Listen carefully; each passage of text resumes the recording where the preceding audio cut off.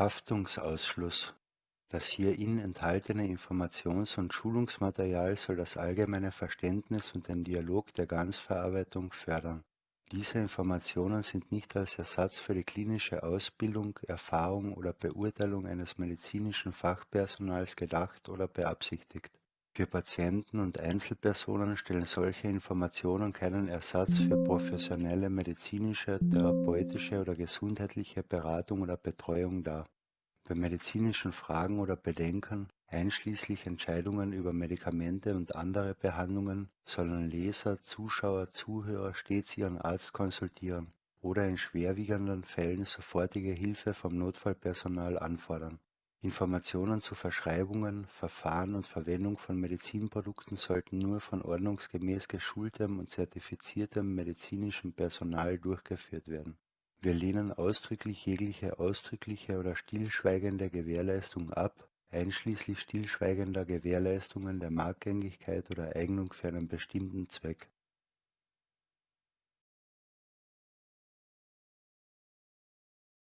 Disclaimer. The information and education material contained herein is meant to promote the general understanding and dialogue of GANS processing. Such information is not meant or intended to serve as a substitute for a healthcare professional's clinical training, experience, or judgment. For patients and individuals, such information is not to be a substitute for professional medical, therapeutic, or healthcare advice or counseling. For medical issues or concerns, including decisions about medications and other treatments, readers, viewers, listeners should always consult their physician or, in serious cases, seek immediate assistance from emergency personnel. Prescription information, procedures, and use of medical devices information should be undertaken only by properly trained and certified medical personnel. We specifically disclaim any warranties, express or implied, including implied warranties of merchantability or fitness for a particular purpose. Such information is provided, as is, and is believed to be accurate at the time of its publishing, but it is the viewer's job to evaluate the accuracy of any information found in this presentation. Every case presented is of their own experience, applied by themselves for themselves, and it applies to their case only. Every person experiencing health problems should seek professional medical advice and consult their course of treatment with a doctor. The processes of plasma balancing described herein are a natural process which supports the body but does not replace medical advice or therapies one is already subject to.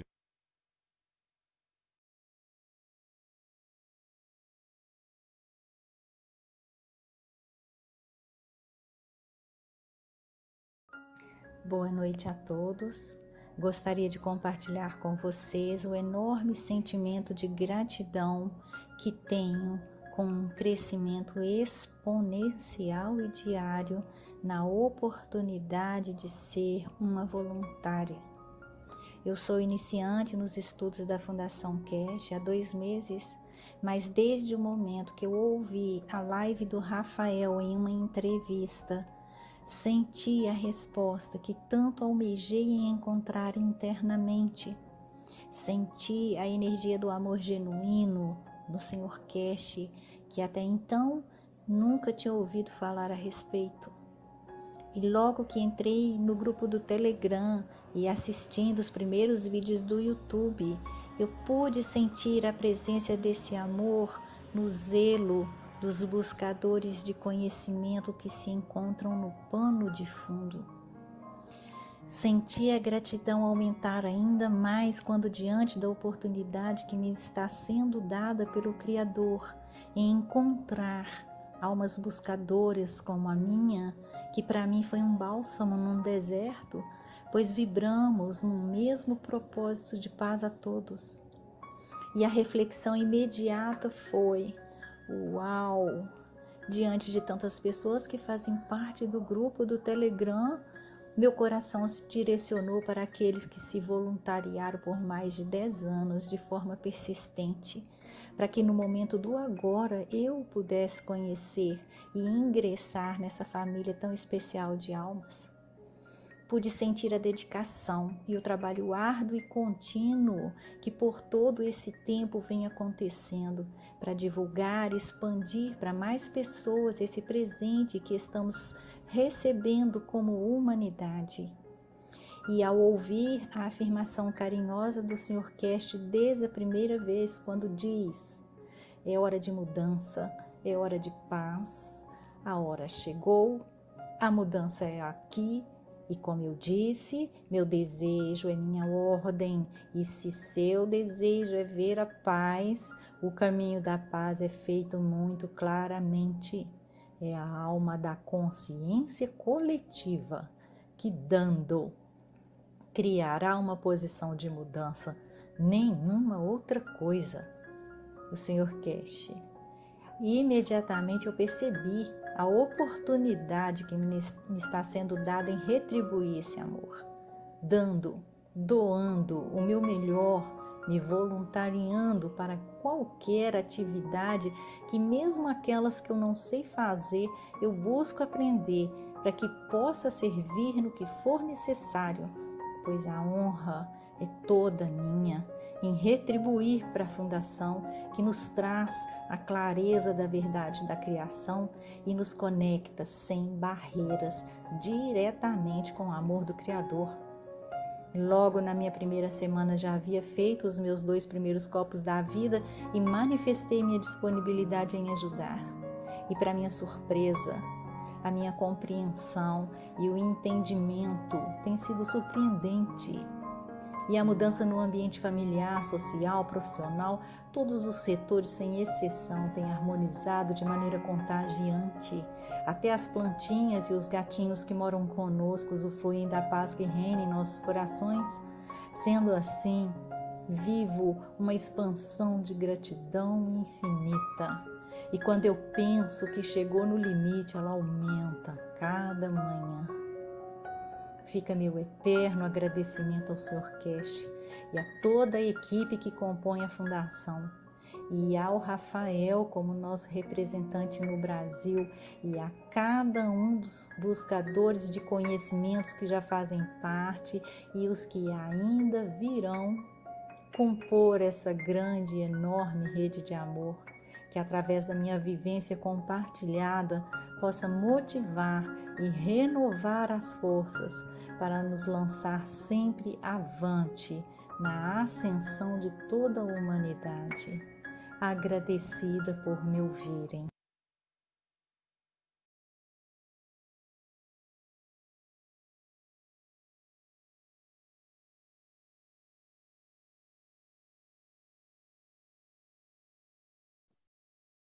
Hallo und herzlich willkommen zum 331. deutschsprachigen Wissenssucher-Workshop am 22.12.2022. Hello and welcome to the 331st German-speaking Knowledge Seeker Workshop on December the 22nd, 2022. Hallo an alle. Heute geht es wieder weiter mit den fehlenden Geboten. Und es ist auch der Geburtstag von Mitra. Und wir hatten Freitag und Montag letzte Woche oder Freitag letzte Woche und diese Woche Montag hatten ja einige von uns die Erfahrung, mit der universellen Gemeinschaft in Kontakt zu treten, mit dem Propheten, mit dem Schöpfer. Und vielleicht werden wir heute auch durch das Teilen von ein paar Erfahrungen den letzten Geboten näher auf die Spur kommen.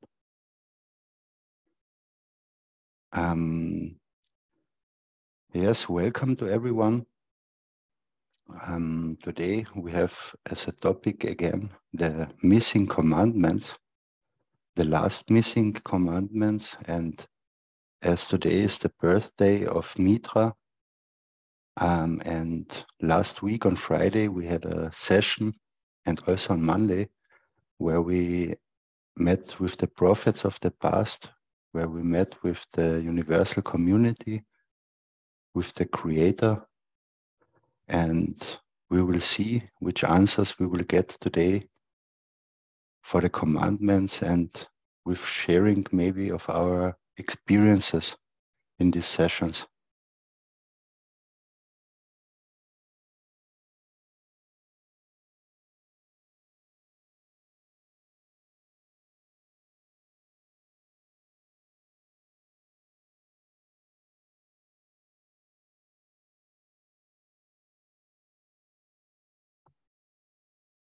Yes, um es zu wiederholen, wir haben ja schon einen Großteil der 14 fehlenden Gebote durch. To repeat it, we have the biggest amount of the 14 missing commandments made. And I just repeated. Und das erste war, du sollst nicht lügen. The first was, you shall not lie. Das zweite war, du sollst anderen gleich sein und dich nicht höher oder niedriger als sie betrachten. Thou shalt be equal to others and do not consider thyself higher or lower than them. Der Mensch versorgt seine Lieben genauso wie seine Feinde. The man feeds his loved ones the same as with his enemies. Du sollst nicht vergewaltigen. Thou shalt not rape. Du sollst niemanden richten außer dich selbst und von niemandem gerichtet werden. Thou shalt not judge no one except himself and not to be judged by no one.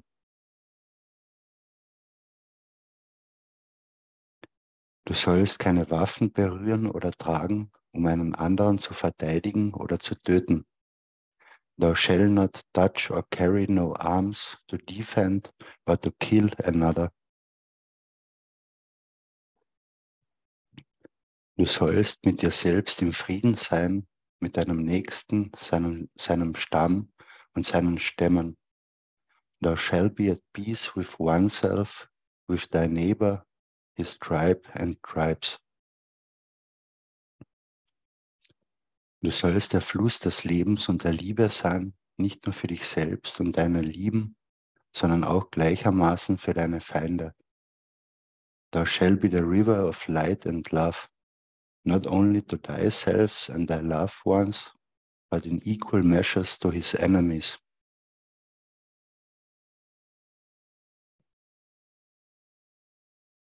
Du sollst keinen anderen Weg akzeptieren als den Weg deiner eigenen Seele zu deinem Schöpfer. Thou shalt not accept no path except the path of his own soul to his creator.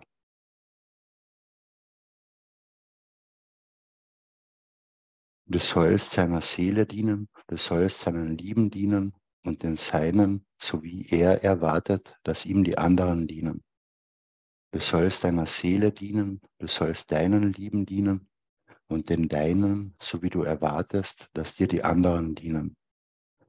Thou shalt serve his soul, thou shalt serve his loved ones and his own, as he expects to be served by the others. Das war das letzte Gebot, wo wir letztes Mal stehen geblieben sind. Und ich gehe mal zum nächsten. That was the last commandment where we stopped last time, and I go to the next one.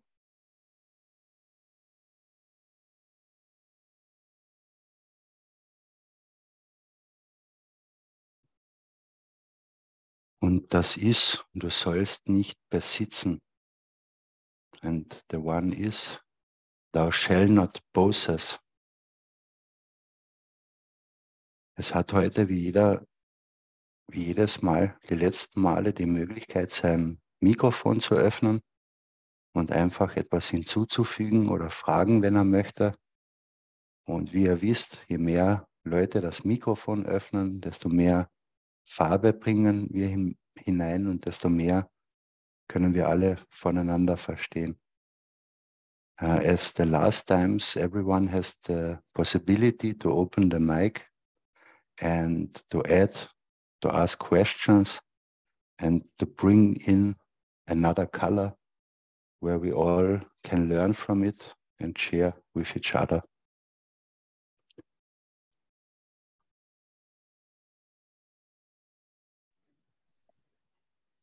Hi, Andreas, it's Dean here.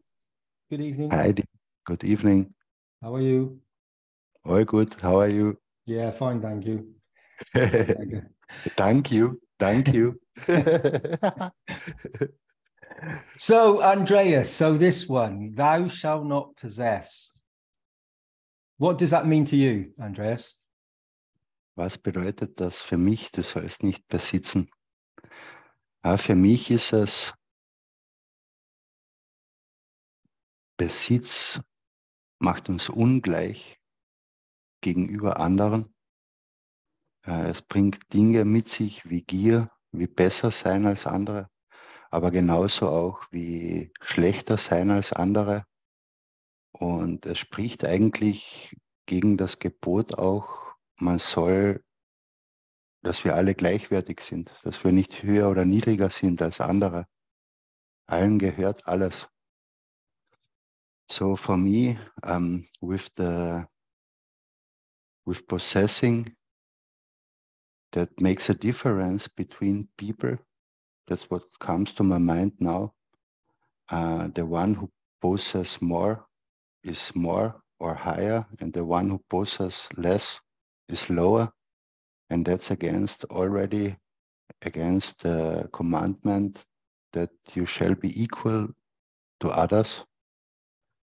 And it brings a lot of negative things with it, like greed, to have, to possess, or people feel better if they possess more than others, but we are all equal. And everything out of the creation belongs to everybody. And so there is no me, I possess. There's only we all are equal and share with each other. Yeah, beautiful, Andreas. So do you want to translate that before I go on? I've said it already in German. Okay. So thou shalt not possess. So there's many things you can possess. It can be a dog, a cat. It can be Christmas. So you could possess Christmas or the thought of Christmas for your family. You could take over the Christmas decorations. You could take over the whole procedure and make it so that for you it's a wonderful festive environment. However, for others it may not be. And so there's many ways to possess. It can be done in as many ways as you can think. You can possess somebody else. You can possess something yourself that you hold on to that may be stealing from yourself. Also besitzen kann in vielen Weisen passieren oder kann man auf viele Weisen betrachten. Es kann ein Auto, ein Hund oder eine Katze sein, aber man kann zum Beispiel auch Gedanken besitzen oder Gedanken über ein Weihnachten, wie es zu sein hat.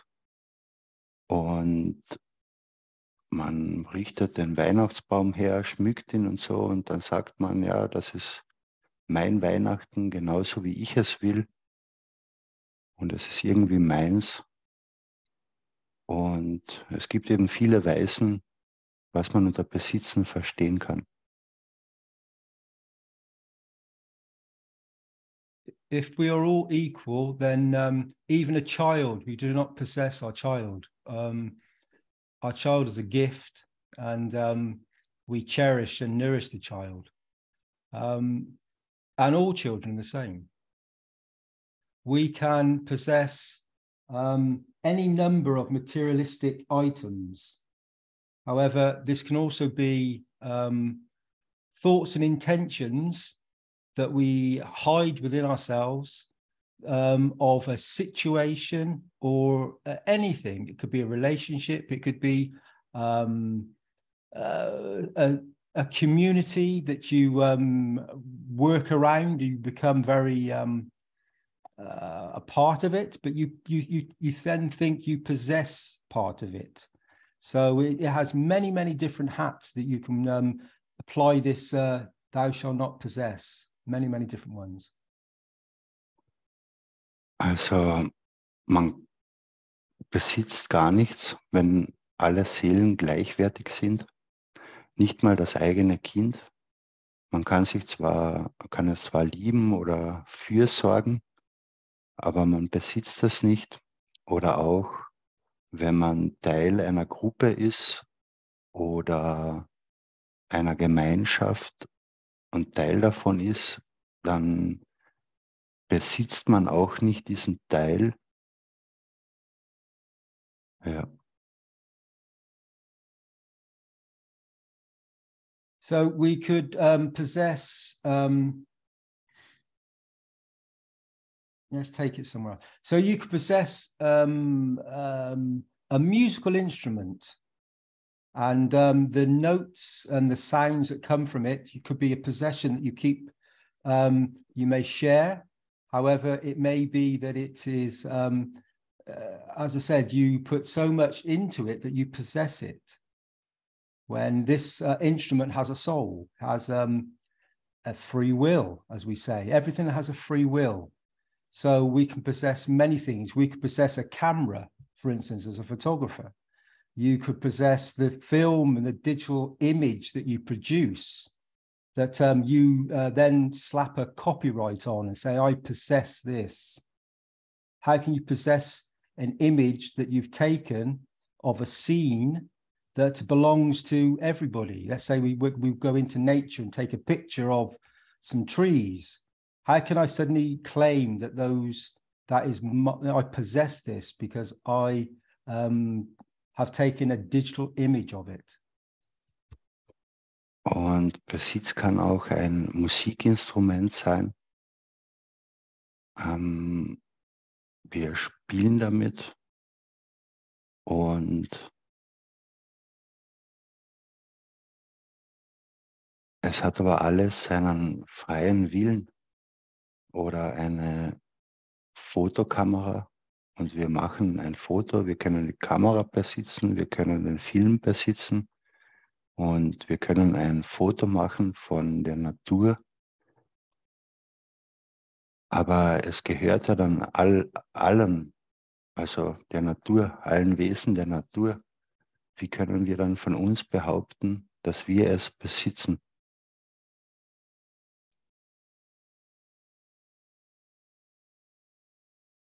So these are all, some of these aspects are thoughts and intentions. Some of them are materialistic items. And we could possess these commandments. We could hold them dear to us our whole lifetime and possess them, wrap them up in a book and possess it, and then portray it to others. And this would be, thou shalt not possess. Wir können also alles besitzen. Das können Gedanken sein, Emotionen sein oder materielle Dinge. Es können aber auch die 24 Gebote sein. Und man könnte sie dann sagen, es ist mein Besitz und sie in ein Buch drucken und sagen, das ist mein Besitz. Man kann sie aber genauso mit anderen teilen. It's also very much like the image we see on the screen of this dandelion. So the seeds, should we possess those seeds? This is something that grows in nature freely. Should we possess this? Should we possess the intention to possess it? Or should we let the seeds drift on the winds, the plasma winds across the earth, and germinate and populate as they wish? Und es ist auch ein schönes Beispiel hier auf dem Foto zu sehen, der Löwenzahn. Und sollten wir jetzt die Intention haben, diese Samen zu besitzen, oder sollten wir sie einfach fliegen lassen, sich von den plasmatischen Winden tragen lassen, um sich fortpflanzen zu können, wo auch immer sie wollen?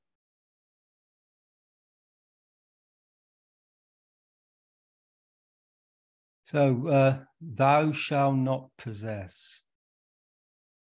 So the soul doesn't possess anything. The soul gives freely and unconditionally, doesn't judge, doesn't possess anything. It just is a presence that is part of the totality.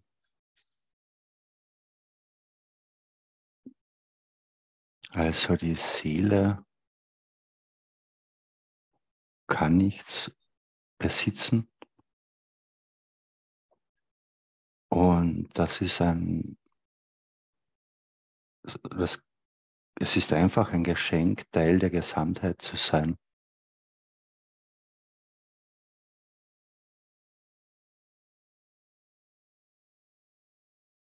Possession is when we accumulate wealth and stature, anything that we have that we believe to be something we need to hold on to. So that's possessing. So, as I said earlier, the soul doesn't possess anything. It just allows and guides us in this very moment. Also besitzen ist etwas, man kann etwas materiell besitzen, aber die Seele kann nichts besitzen.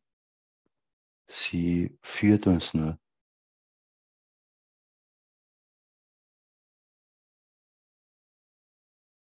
So, Andreas, I think that's all I'm going to say on this for now. Has anybody else got any questions or anything they would like to add to this? It would be nice to hear other people's thoughts and intentions. Das ist das, was Dean bisher sagen wollte. Und wenn irgendjemand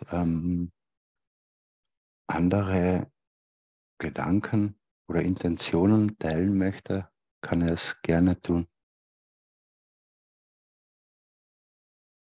Ja, das ist Renate. Also wenn ich das Wort, also den Satz lese, du sollst nicht besitzen, dann heißt das nicht, du sollst nichts besitzen. Das ist für mich ein Unterschied. Du sollst nicht besitzen, ist aktiv und heißt, wie gehen wir um mit dem, was wir haben. Also ich kann sehr viel haben zum Beispiel, aber die Frage ist, ich kann auch mit diesen sehr vielen ein Segen für die Menschen sein. Also die Frage, wie gehe ich um mit dem? Und ich sehe es auch so wie Dean. Wir können auf der Physikalität, auf unserer physischen Ebene sehr viel haben. Dort, wo es darum dann geht, wie wir damit umgehen. Aber auf der geistigen Ebene zum Beispiel, dort geht es auch darum, zu teilen. Das, was ich weiß, zu teilen und weiterzugeben. Und was mir auch noch eingefallen ist, wir sind hier, um zu dienen und nicht bedient zu werden. Und wenn ich diesen Satz mir überlege, dann spielt es keine Rolle, ob ich viel habe oder wenig habe.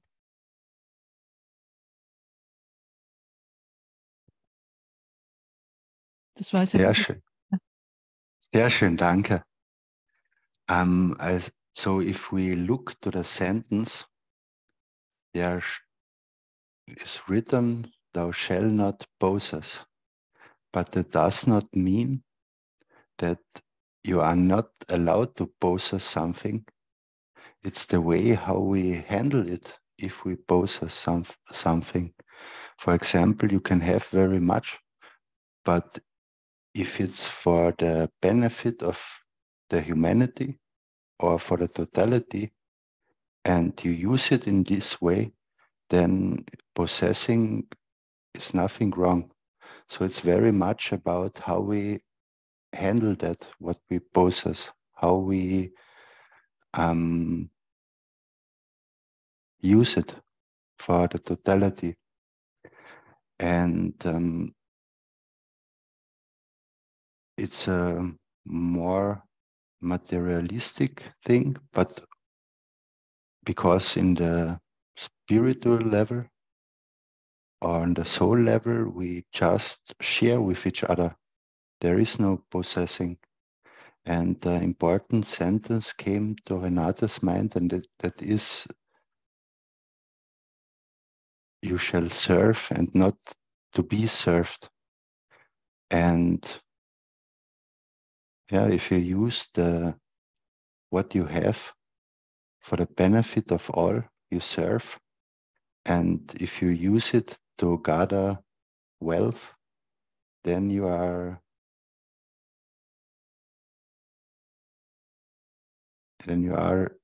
served, or you get served.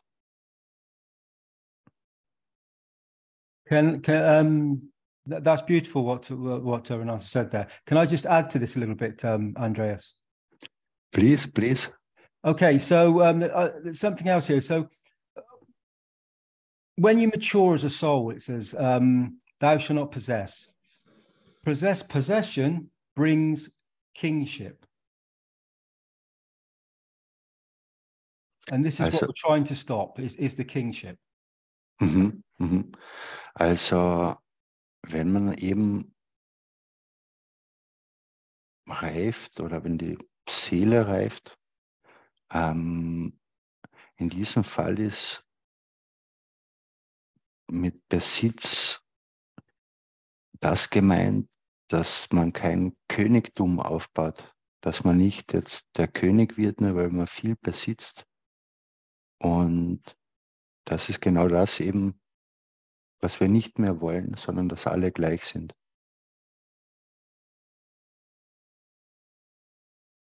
Gleichwertig sind.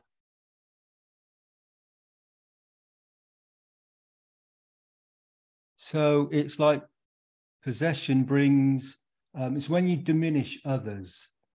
When you share and you serve, you don't possess.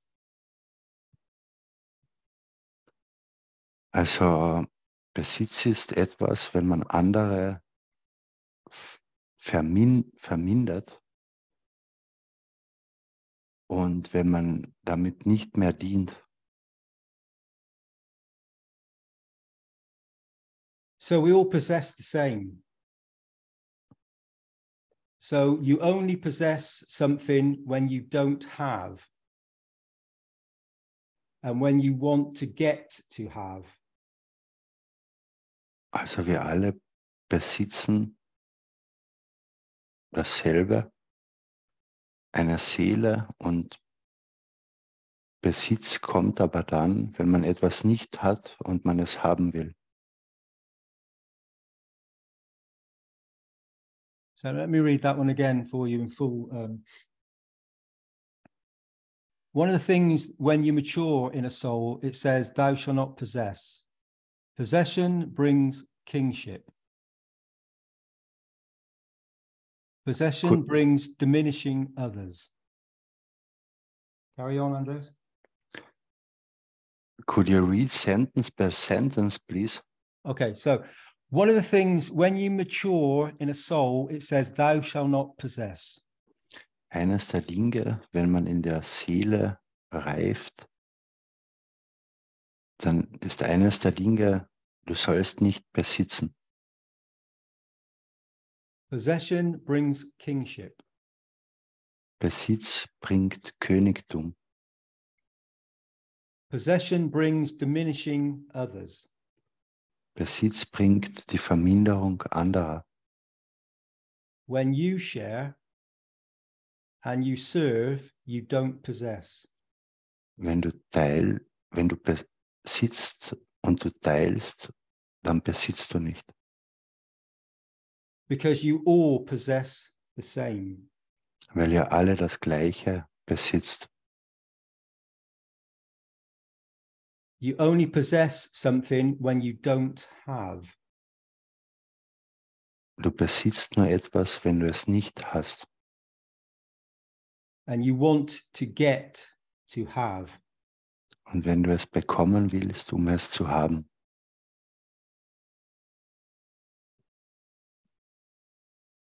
Thou shalt not possess. So that's the explanation that Mr. Kesh has given for this commandment, number 21. Du sollst nicht besitzen. Also das war eine Erklärung, die Herr Keshe gegeben hat für dieses 21. Gebot.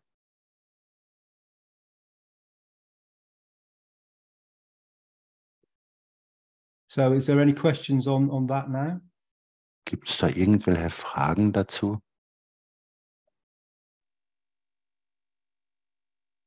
Hallo zusammen. Hello everyone.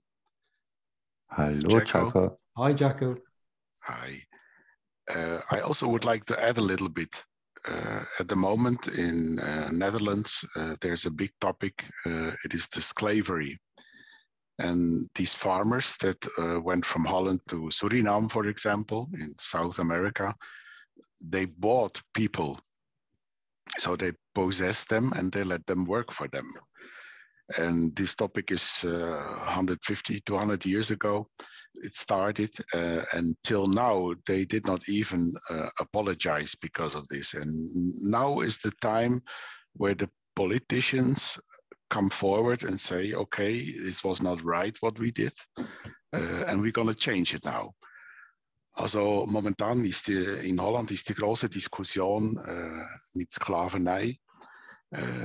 Die holländischen Farmer, die Bauern, die sind nach Suriname gegangen und haben dort Mitarbeiter gekauft und die haben für sie gearbeitet und haben sie reich gemacht. Und momentan ist es so, dass auch von der Politik aus diskutiert wird, dass man wenigstens eine Entschuldigung geben kann für das, was man da gemacht hat. Und hier ist es ja auch so, dass der Besitz von Personen ja eigentlich so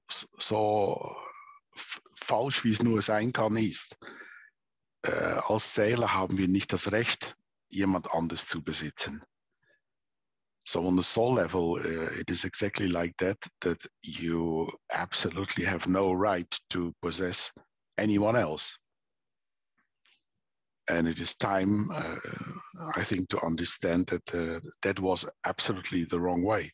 So it is okay that they make their apologize now.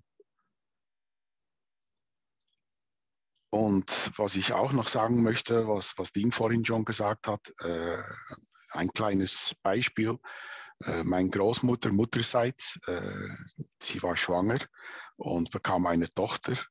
Und in 7 Tagen ist die Tochter gestorben. So what I also would like to add is a story about my grandmother. She was pregnant, she was a young girl, and she got a baby, a young girl, and it died before she got 7 days old. Und als das passierte, ja, hat das meine Großmutter sehr berührt natürlich, ist klar. Sie hatten Freude, dass sie ein Kind bekam und das musste sie schon wieder abgeben.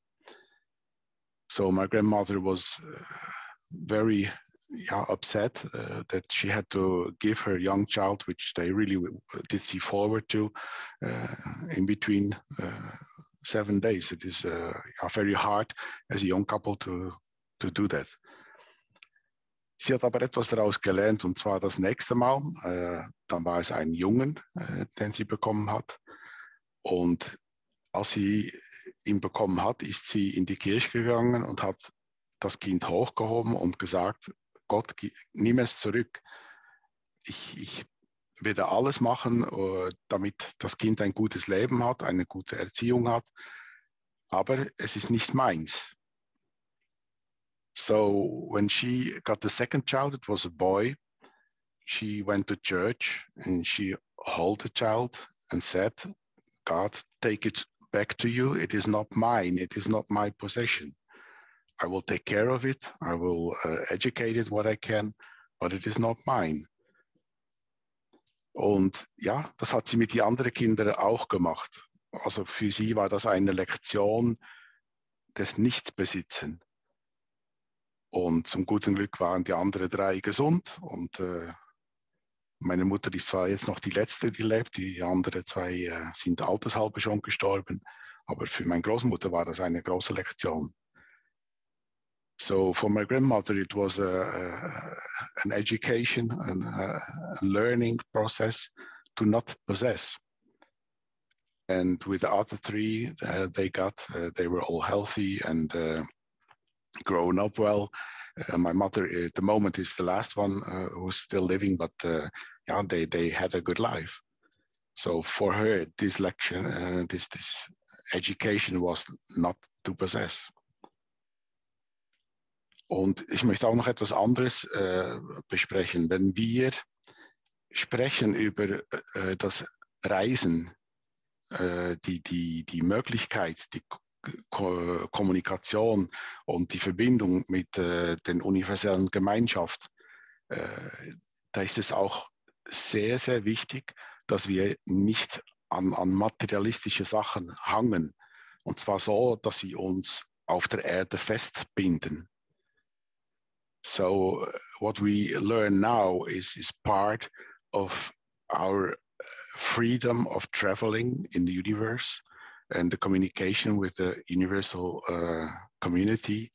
I think it is very important to not have things that stuck to Earth. If you have possessions which you could not take with you if it is necessary, it can be any time that we have to go and we have to let loose. And I think of that, what would be able to keep me here and not to release me, to let me go, to do the travel. Also für mich ist das so eine Überlegung, was würde ich besitzen, was mich fest würde halten hier auf Erde und mich die Freiheit nicht geben würde zum Fliegen oder zum Gehen. Es kann ja jederzeit passieren, dass uns etwas passiert und dass wir gehen müssen. Und in dem Moment müssen wir auch loslassen können. So that were my thoughts about this theme. Meine Gedanken über dieses Thema.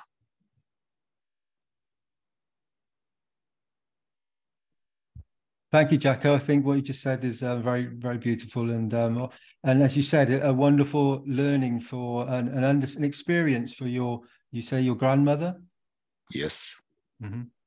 It's wonderful that she come to understand that in her own. How did she come to this understanding? Was it through her own intuition, through her own being? Also danke auch an Renate und Jacko für die schönen Worte und fürs Hinzufügen. Und Dean hat jetzt gefragt, wie das mit der Großmutter von Jacko war, ob sie zu diesem Verständnis, wie ist sie dazu gekommen? Yes, well, she was very sensitive. She also had experiences by seeing people who were not here anymore, for example. Or she also had a light ball of a lightning. She was living down beneath a high wire. And this light ball came to her window, came into the window in her house, in her apartment, and disappeared. Also meine Großmutter hatte verschiedene Erfahrungen. Sie war auch sehr sensitiv, hat zum Beispiel auch Personen gesehen, die eigentlich gestorben waren. Und unter anderem hatte sie auch eine Erfahrung von einem Blitz, ein Kugelblitz. Sie wohnte unter einer Hochspannungsleitung und diesen Kugelblitz kam runter beim offenen Fenster und kam in ihrem Appartement. Und sie hat gesagt, es war fast so, wie wenn die Kugel sie anschauen würde und hat sich dann aufgelöst. Also es war nichts kaputt und es ist nichts passiert, aber es war auch eine sehr starke Erfahrung, die sie hatte. So this lightning ball was like looking to her when it came into the room. It didn't destroy anything and it dissolved in this moment. So that was also a very special experience she had. And I think I got to know her very well, although I was 8 years when she died. But she had this sensitivity of the spirit. And for those days, I think it was not very common and no one talked about it. So it was some kind like a secret. But in the family, she was open talking about it. And that's also why she told this story about the child. Also meine Großmutter war in dieser Zeit, ich spreche jetzt, sie ist als ich 8 Jahre war, ist sie gestorben, ist also schon länger zurück. Und da war es eigentlich nicht so, dass jeder öffentlich über spirituelle Sachen gesprochen hat. Das war eher so ein bisschen verböhnt und ja, da spricht man nicht drüber. Aber in unserer Familie hat sie eigentlich sehr offen darüber gesprochen. Hope that answers your question. Yeah, thank you, Jackie. So did she have a religious background, a theology background, or was she purely a spiritual person? She had a normal church life, I would say, but nothing special. And yeah, the spirit is of course personally, but I think it was more in that way. Also sie war eigentlich nicht, ja, sie war eine normale Kirchgängerin. Sie ging in die Kirche wie alle anderen auch. Denn zumal war das ja wirklich so, dass noch kontrolliert wurde, dass wenn der Nachbar nicht ging, dann wurde das besprochen in der Kirche. Und ja, zum guten Glück hat sich das ja geändert und wurde das besser mit der Zeit.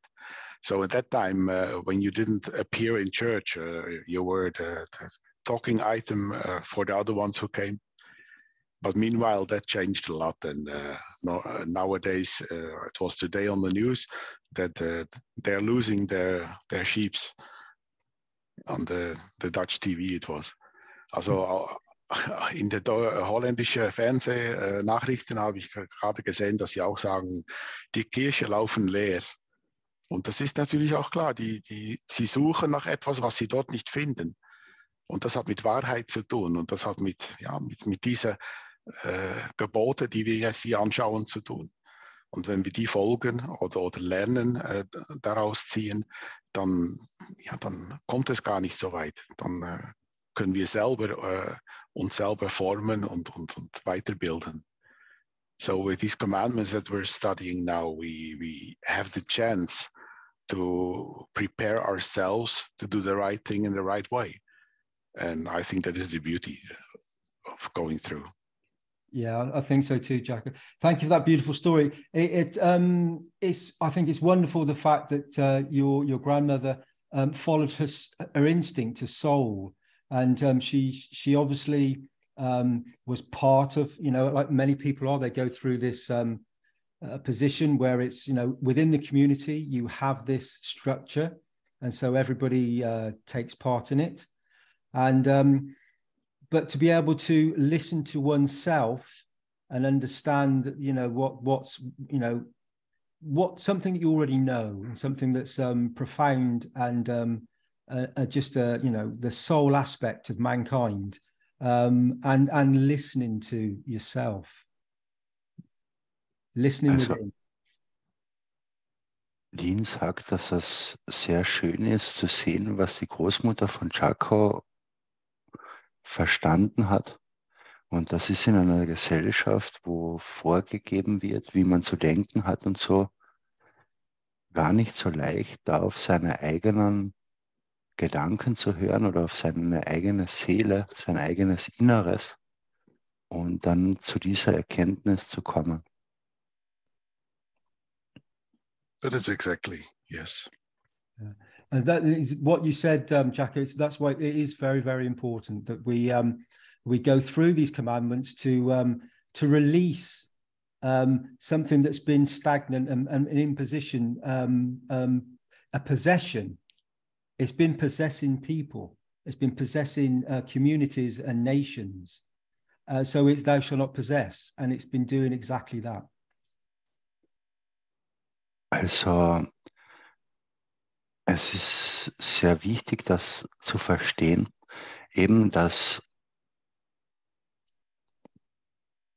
die Leute auch von wie etwas zu sein hat, selber im Besitz davon sind und eben dadurch eingeschränkt werden, ihnen etwas vorgegeben wird, also sie werden auch besessen von etwas.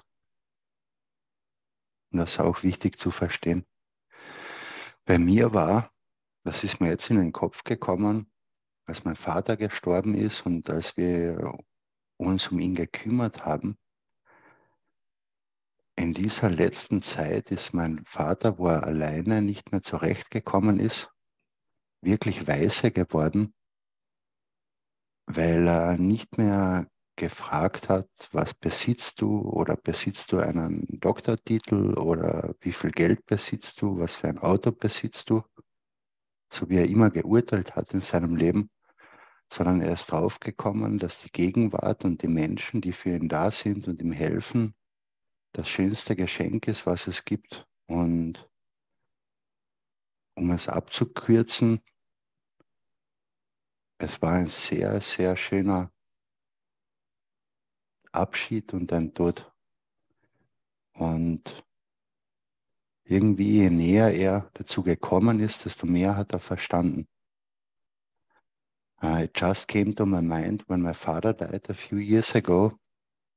He was in a very bad, worse and worse condition. And there he got wise before his soul was able to go. And he realized that judging is not important anymore, which title you possess, a doctor title, or how much money you possess, or which car you possess, or if you possess a house. And he just appreciated the presence of people who care for him, who are here for him. And I really have to say that was the most beautiful time with my father and a beautiful saying goodbye before he died. Yeah, wonderful, Andreas. Why is it that many have been possessed by beliefs or other aspects that have it's taken them the whole life, and then to suddenly, when you're in a position to knowing that you have not long left, that you suddenly realize the truth of what's really important, what it really is, and why is it that it takes so long to shed those filters. And this is what what we're speaking about in this very moment. So that was wonderful, Andreas. Thank you. Also viele Menschen sind selber besessen von irgendwelchen Glaubenssystemen, wie etwas zu sein hat und was man alles haben muss. Und sie sind die ganze Zeit, ihr ganzes Leben davon besessen. Und irgendwann mal, wenn es zu dem Punkt kommt, wo sie erfahren, dass sie nicht mehr lange leben zum Beispiel, dann werden sie auf einmal weise und verstehen es, dass es gar nicht darum geht. So it reminds you when you find some people have an emotion, they possess an emotion, and we all have it. I'm sure I have it myself, where we may something happened to us emotionally, it triggered something that then we have to hang on to it, because this particular emotion, this possession, fulfills us and brings us energy from others, so that we can receive the energy from this emotion. Also man kann auch Emotionen besitzen, wenn wir zum Beispiel etwas besitzen und dazu eine Emotion und dann auch von anderen durch diese Emotion Energie erhalten oder durch diesen Besitz. Wie zum Beispiel, ich glaube, Herr Dien hat das so gemeint, wie zum Beispiel ein Auto. Es gibt uns eine Emotion, eine Energie, es zu haben. Und andere sagen, wow, was für ein Auto hast du? Also wir bekommen auch die Emotion, die Energie von den anderen dadurch, was mit diesem Besitz einhergeht. I've noticed that some have an emotion that could be anger or other, and they hold on to this, and they possess it, and they make their family and everybody around them beholden to this possession that they hold on to, and their whole life is spent in this position that is, without sometimes even knowing, stealing from others, taking energy that if they flipped it and gave, like we have with the ethos of the foundation and these experiences and teachings that are being broadcast and given, then they will suddenly find that many of the things that affect them do not. It would be a reversal. It would be an instant balancing for them personally. Man kann auch so etwas besitzen wie die Emotion von Hass, wie zum Beispiel, dass man in einer Familie einfach am Hass festhält, weil man einfach gelernt hat, damit zu leben, die anderen für das zu hassen.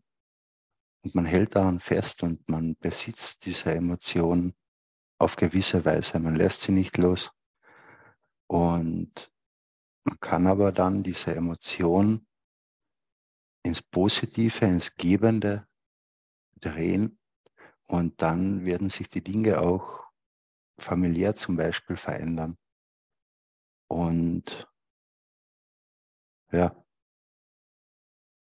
So we're going about the commandments now, but it is not just the commandments. There are many ways to possess, and there are many other theologists within mysticism and many other aspects that give take. They are they become the middleman to your soul. So they are telling you that you need to follow this particular path, when, like Jacko's grandmother, when she came to understand the only path she needed to follow was her own intuition, her own soul. There is no middleman. It is you directly with the Creator. Also, es ist ein sehr breites Spektrum, was dieses Gebot in sich hält. Zum Beispiel auch die Theologie oder die Propheten, die einem gesagt haben, oder Religionen, so und so, an das hat man zu glauben und so. Sie nehmen von einem, sie entziehen einem etwas dadurch oder besitzen auch dadurch. Und Jacos Großmutter hat das eben sehr gut erfahren oder verstanden, dass sie nur ihrem eigenen Pfad der Seele folgen muss.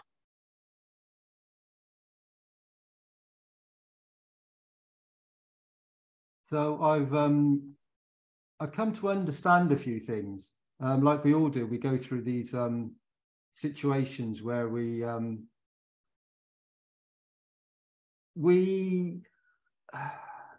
get some informations.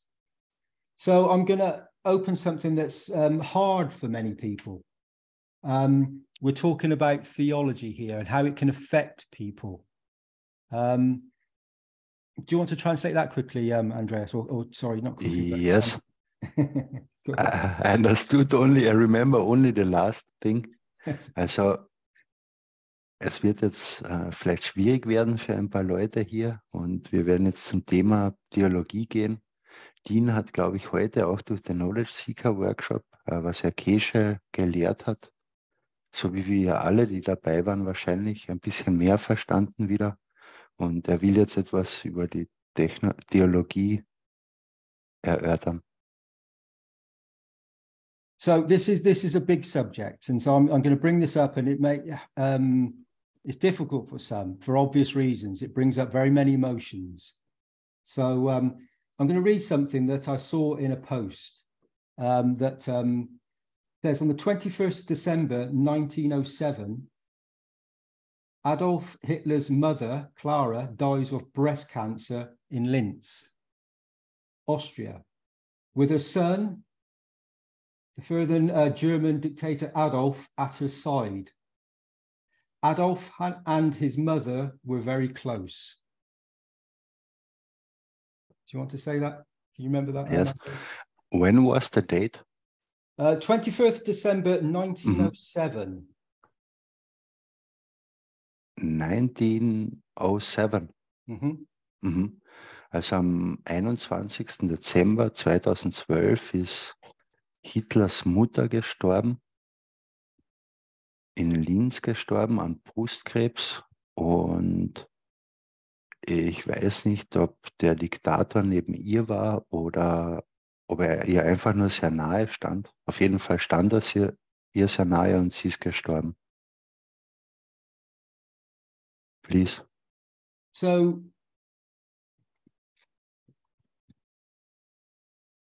the emotion that Adolf Hitler's mother possessed gave her breast cancer. So she fed an emotion from a position that she held, a possession that she fed back, and it became a disease in her body.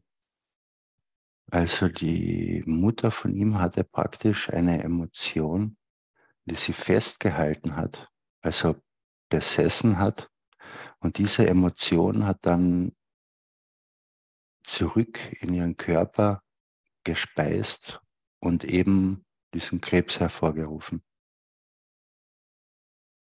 So I could open this up further. I'm not going to. I'm just going to keep it simple. So what it says is that Adolf and his mother were very, very close. And so he would have experienced emotions from his mother that would have brought forward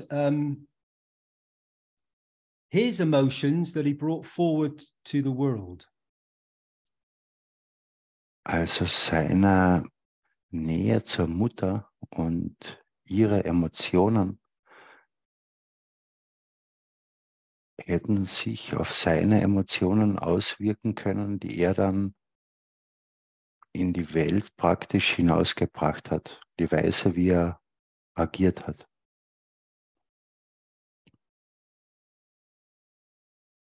So we can see how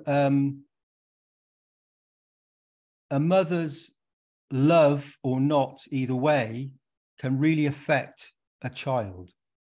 And then when that child takes a position in life, how it can affect a nation and a planet.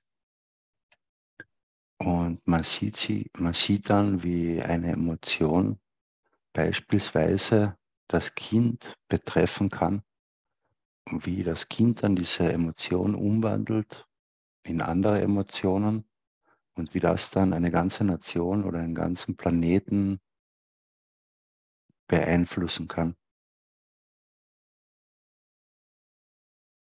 So we can see how important it is that we do not possess our children, we do not possess our family, we share, and you serve your family, because if you share and you serve them, then you don't need to possess, and so you don't create conditions that cause emotions that can create a condition that will change the whole planet. Also man besitzt keine Familie, keinen Ehemann oder keine Ehefrau, oder Kinder, sondern man dient der Familie, den Ehemann, der Ehefrau, Freunden oder den Kindern und gibt ihnen, was sie benötigen, um sich zu entfachen zu können. Und man sieht, wenn man das auf die falsche Weise tut, wenn man selber an Emotionen festhält und besitzt, wie sich dann das weiterträgt und sich plötzlich auf die ganze Welt auswirken kann. So when none are higher and none are lower, and we serve and we give, then we get this balanced position. And then all souls are aware of this.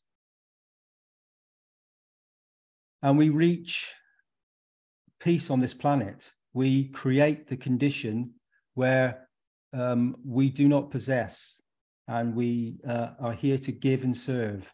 And by doing this, we create the peace in this moment. Und wenn wir dienen und geben und teilen, dann erschaffen wir ein Gleichgewicht. Und wenn wir das um den ganzen Planeten tun, erschaffen wir ein Gleichgewicht um den ganzen Planeten. Und das kommt eben durchs Dienen und durchs Teilen miteinander. So let's now we need to lighten the load, Andreas, and make it more happy again, and bring it back to festive spirits and thoughts and intentions. Also jetzt gehen wir wieder ein bisschen in positivere Richtung. Wir müssen ein bisschen mehr Licht hineinbringen, meint Dean. Es ist ja auch der Geburtstag von Mitra heute. It's also the birthday of Mitra today. Yeah, exactly. Yeah. So it's funny how the things we've come to know are different to some of the experiences and teachings that we've been given, and we are, when we open ourselves up to new understandings, then and this ethos, this giving and sharing, then everything changes in this precise moment. And the birthday of Mitra, most people would not know what that is, but that effectively was where all religions, all theology came from, this position. And for most, this was not even allowed to be spoken about, and was taken off the internet for a long time by the Vatican. They wanted to hide this information. So you can see how much theology has had a hand in controlling everything. Also, wir sind durch viele falsche Lehren auf einen Pfad gekommen, der einfach nicht funktioniert.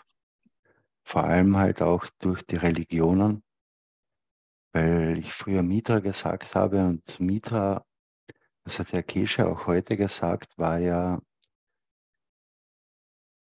Mitra ist der gebende, liebende Aspekt, das Verhalten gegenüber der vom Schöpfer zur Physikalität. Und Mitra wurde ja auch am 21. geboren, auch als Symbol, dass wenn eben die längste Nacht dann wieder immer kürzer wird und es ist ein Symbol für Erleuchtung. Und ich weiß nicht, wie es Herr Keshe heute gemeint hat, ganz genau.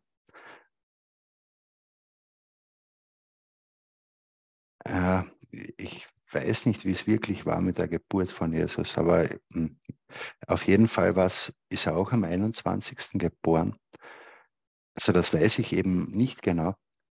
Die katholische Kirche hat das nur praktisch gestohlen vom Mitra, die vor 8.000 oder 10.000 Jahren, wo das vorgekommen ist, und hat einfach die Geschichte mit Jesus draus gemacht und einen eigenen Glauben, mit dem dann und mit der Theologie generell um den ganzen Planeten, wo halt der gebende Aspekt von Mitra nicht verstanden wurde. Und eben, wir wissen heute, dass durchs Geben, durchs Dienen, dass nur dadurch alle Probleme gelöst werden können, dass nur dadurch ein Gleichgewicht entstehen kann.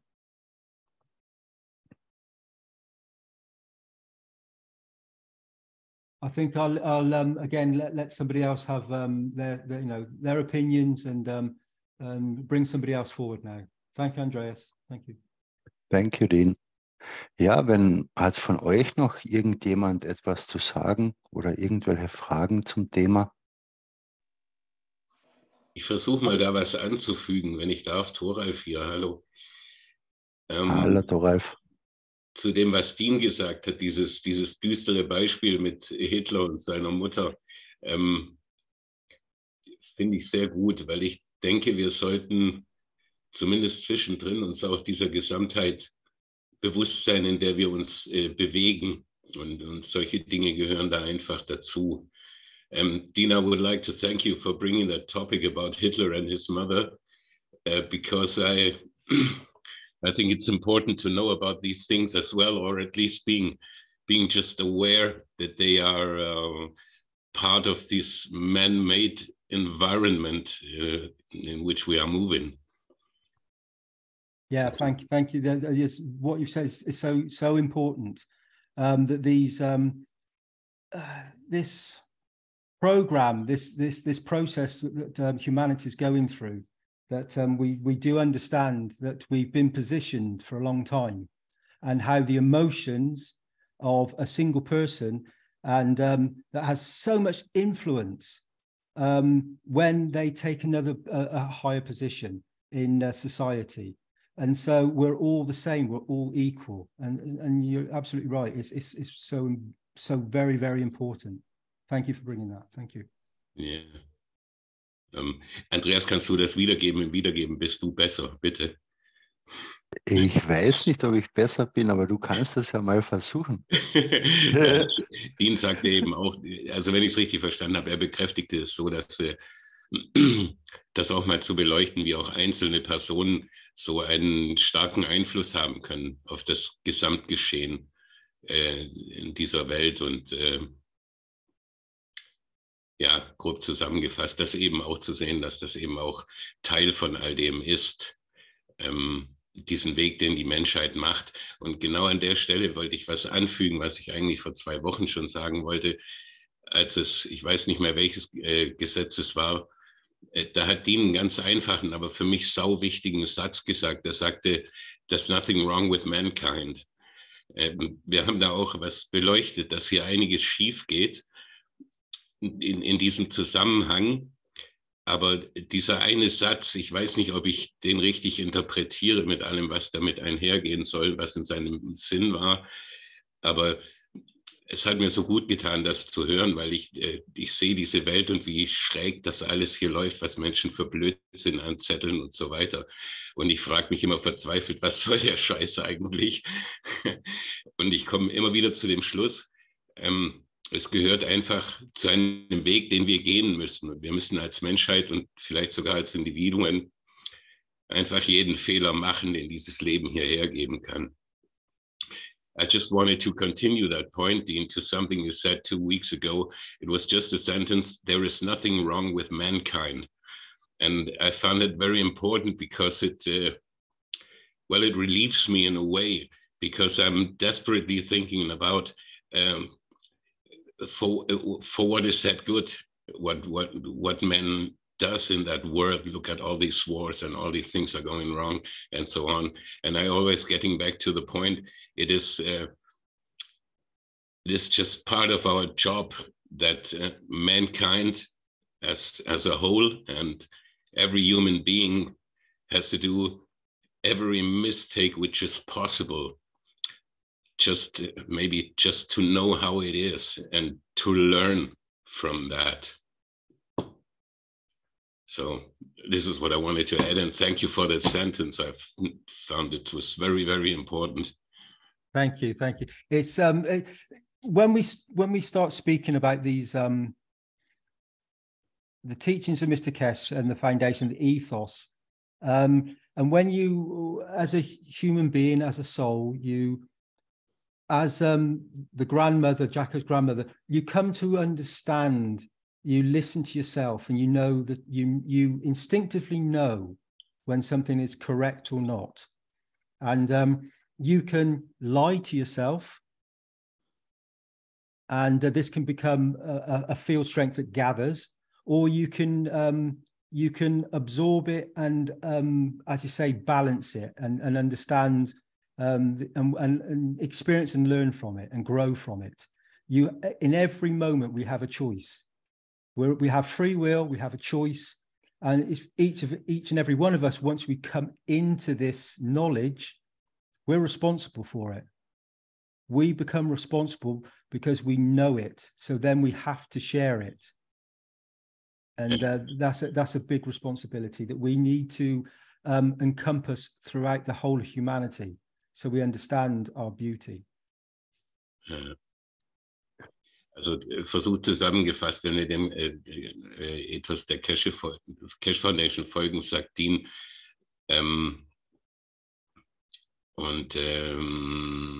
jetzt ist mir der Faden gerissen, und in all dem folgen, uns selber beobachten in dem, was wir tun, und das auch hinsichtlich des Ethos, der uns hier beigebracht wird, betrachten, dann werden wir auch sehen, dass wir immer die Wahl haben. Also bei allem, was wir tun, wir haben immer die Wahl, jetzt das vermeintlich Schlechte oder das vermeintlich Gute zu tun, und dadurch eben durch dieses Tun und durch dieses Betrachten zu lernen und zu wachsen und eben auch die Verantwortlichkeit, die Verantwortung dafür für uns zu übernehmen, für uns und unser Tun. Und darum geht es eigentlich im Kern. Ja, und es ist ja total wichtig, die Menschheit hat ja viel Blödsinn gemacht. Also Blödsinn beschreibt das gar nicht, was passiert ist und was passiert. Also grenzenloser Wahnsinn. Aber Herr Keshe hat auch mal gesagt, wenn man nicht weiß, was man tut, dann kann einem auch niemand böse sein irgendwie, und sie wissen nicht, was sie tun. Und deswegen müssen wir ihnen das Gleiche lehren, was wir heute verstehen. Und wenn wir zurückgehen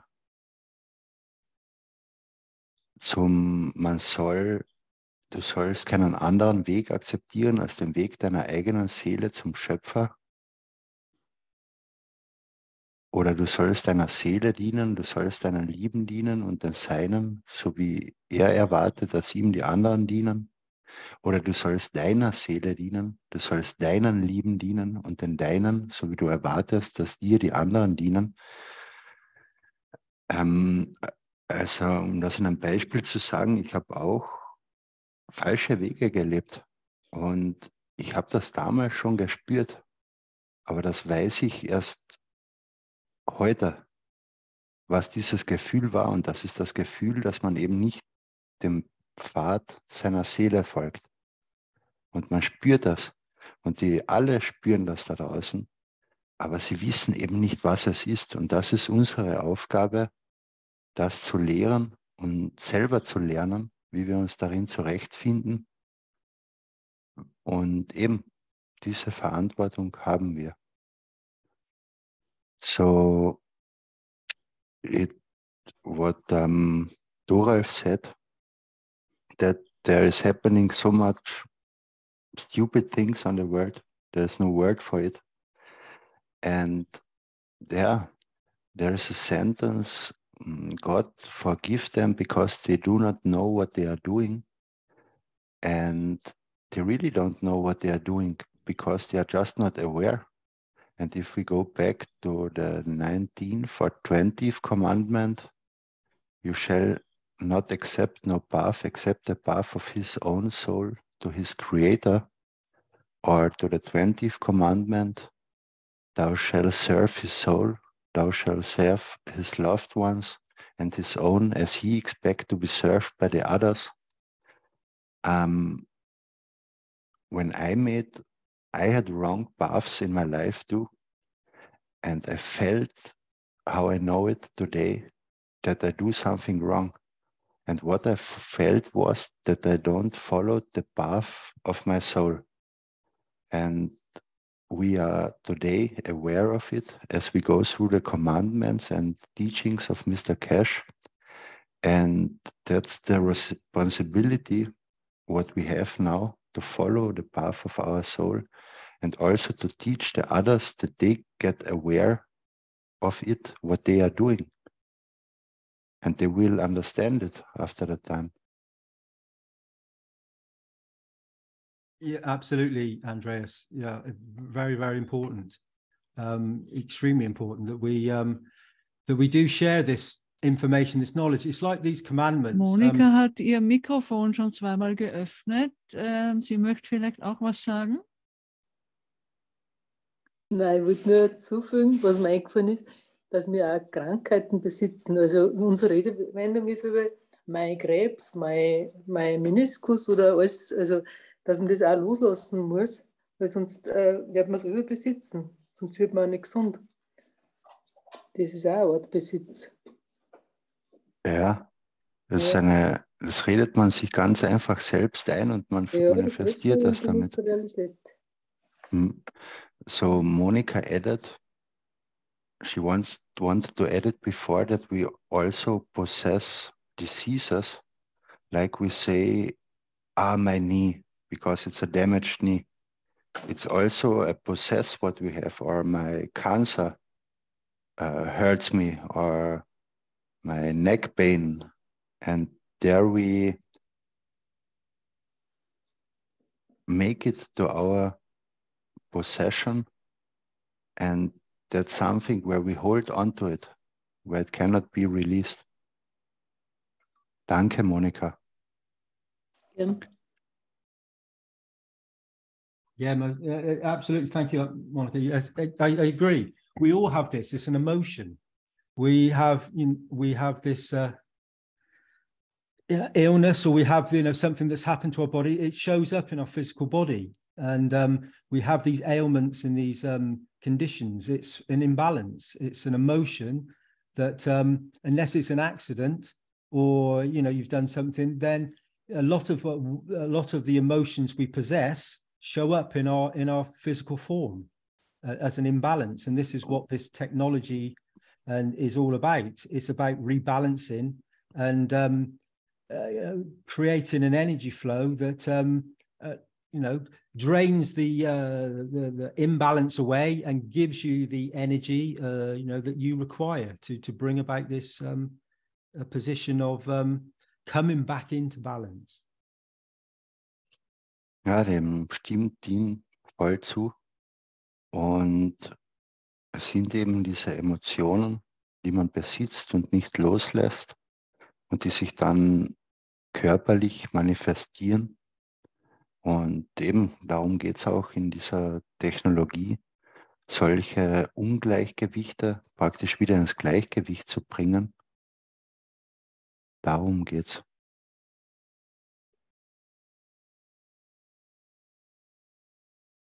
It's like, why do we have so many situations going on? We're going off the topic of the commandments, but it's the same. We have many environments that are being created that are causing an imbalance and triggering emotions within people. So these imbalances, if we allow them and we focus on them, they become more and they expand.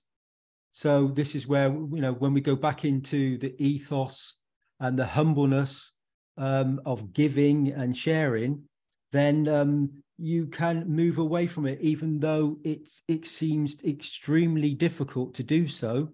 When you get this balance within inside yourself, it will show within your environment. It will start to show, even in the worst situations, there's still a balanced position where you can, in an instant, decide a certain path, a certain thought that will create a new pathway, a new structure for you to walk through.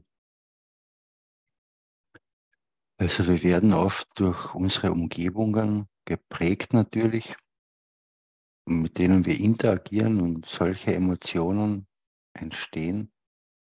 Und wir können die Demut, wir konzentrieren uns dann auf das Problem selbst und sehen aber oft nicht die Umgebung. Und durch diesen gebenden Aspekt können wir die Umgebung ausbalancieren und zu einer balancierten Situation zurückkommen.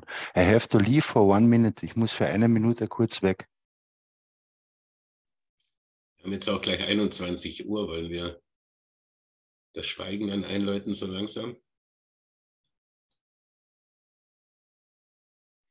Wenn er wieder da ist. Are you now the host for us?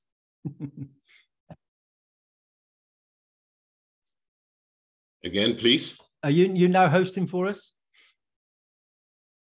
I didn't get that. Are you asking whether I'm a host? Yeah, are you hosting now? No. Okay. It was just an idea. I thought it's 9 o'clock and we have to do the silence. Oh, of course. I guess we just wait until Andreas is back. We can do that now. Oh, yeah, we can wait till Andreas comes back, but yeah, we should do the silence. Yeah, most definitely. Yeah. Don't start without him. Most definitely not. No. No. So we can go back to just quickly until Andreas comes back. We can do. Let's just go back to the very first one, or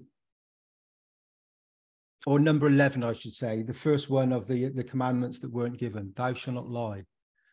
Dean, just stop a little bit. We need a translator. We can wait till Andreas is back, or I try to translate. Also Dean schlägt vor, dass wir in der Zeit, wo Andreas back ist, die Gebote noch einmal durchgehen und dass wir beim ersten wieder beginnen. Ja, da müssen wir aber die Folien haben, damit wir die gerade zeigen können, gell? Dean, we can't do it because the presentation is under the host control. Okay. So we have either way to wait till Andreas is there. You don't have to wait for me. You could continue. It just to be translated. I'm here again. Perfect.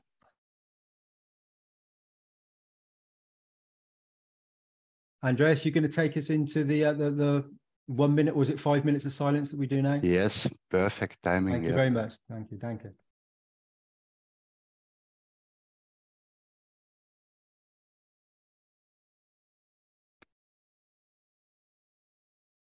Ja, wir haben jetzt wieder die 5 Minuten Stille zur Erhebung der Seelen rund um den Planeten um 21 Uhr.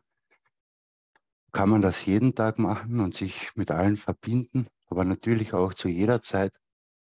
Und es geht um die Erhebung der 5+1 Friedensverhandler in Wien oder auch die natürlich rund um den Planeten sind und wo auch tausende Leute im Hintergrund bei diesen Verhandlungen mehr oder weniger involviert sind und auch deren Familien.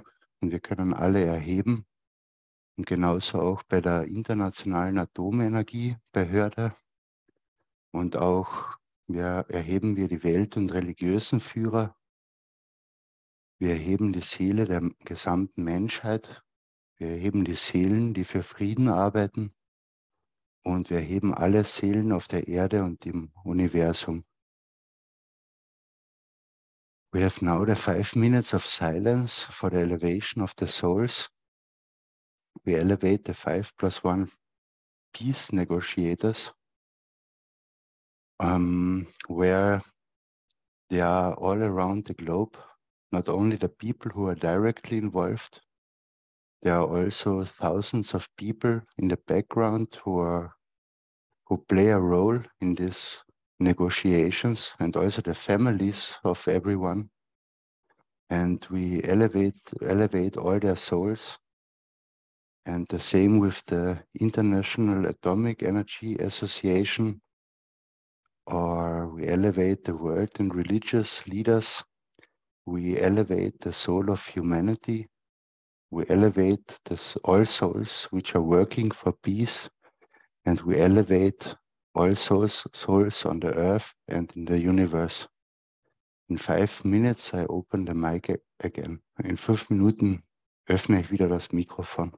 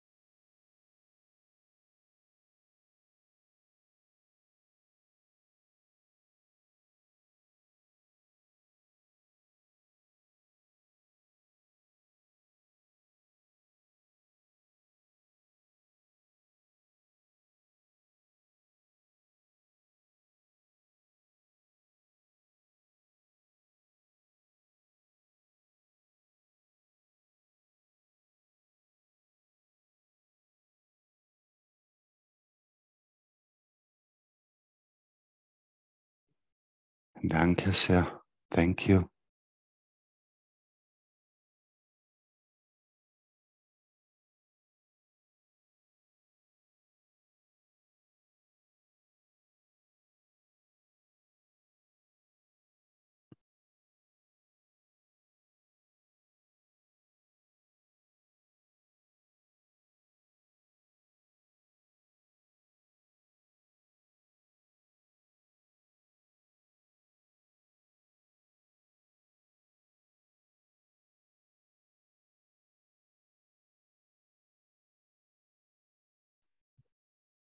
Thank you, Andreas. Thank you, everybody, for that silence. It was good to sense everybody being connected and being in the moment. Andreas, can we go back to number 11? Yes. Thou shalt not lie.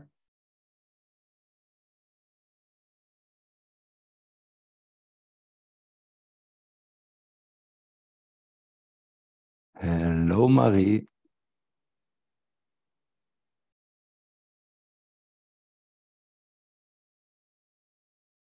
I've seen you.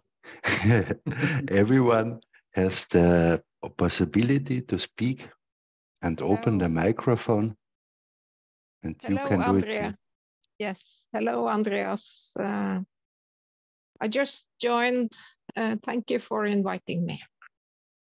Thank you that you are here.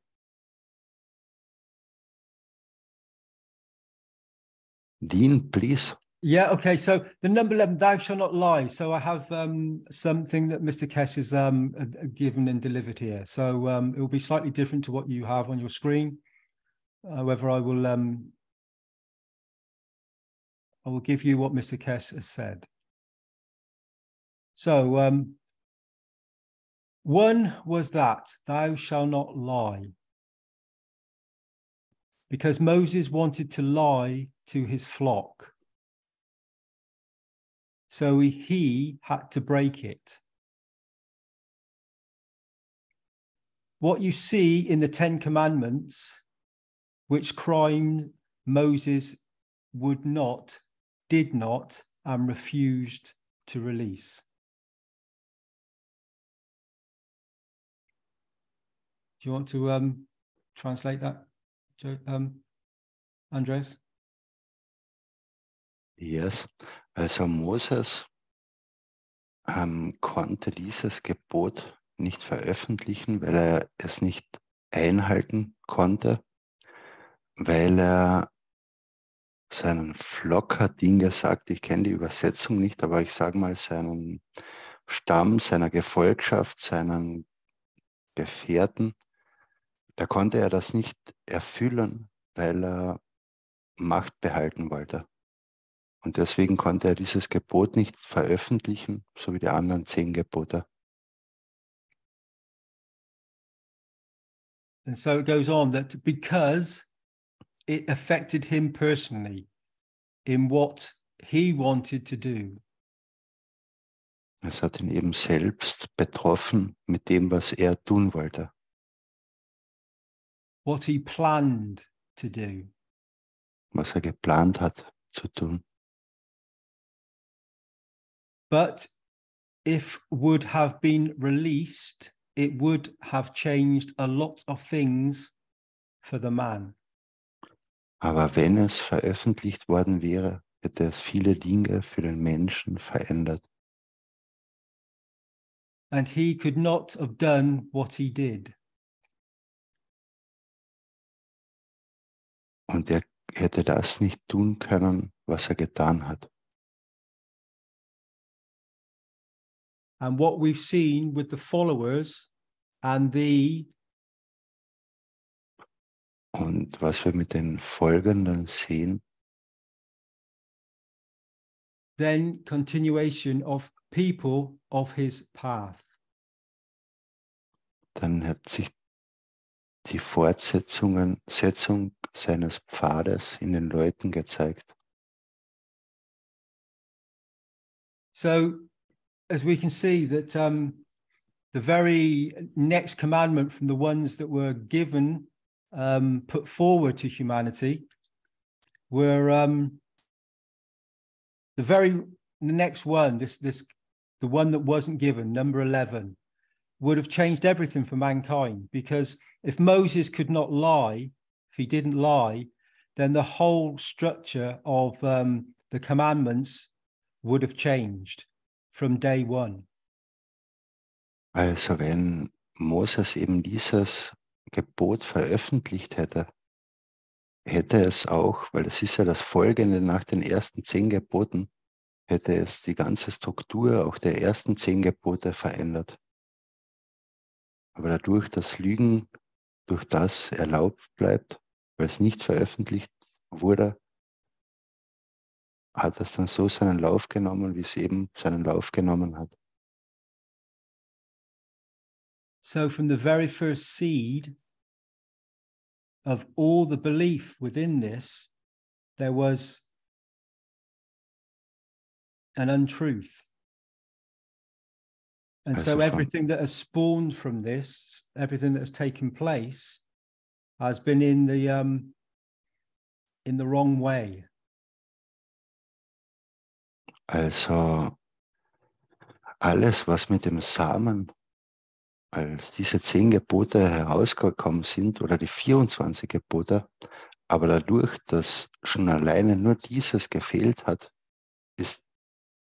hatte der ganze Samen einen Fehler, und dann hat es etwas zum Erblühen gebracht, was nicht perfekt sein konnte. Can we imagine the world if this commandment had been given? Können wir uns die Welt vorstellen, wenn dieses Gebot herausgekommen wäre?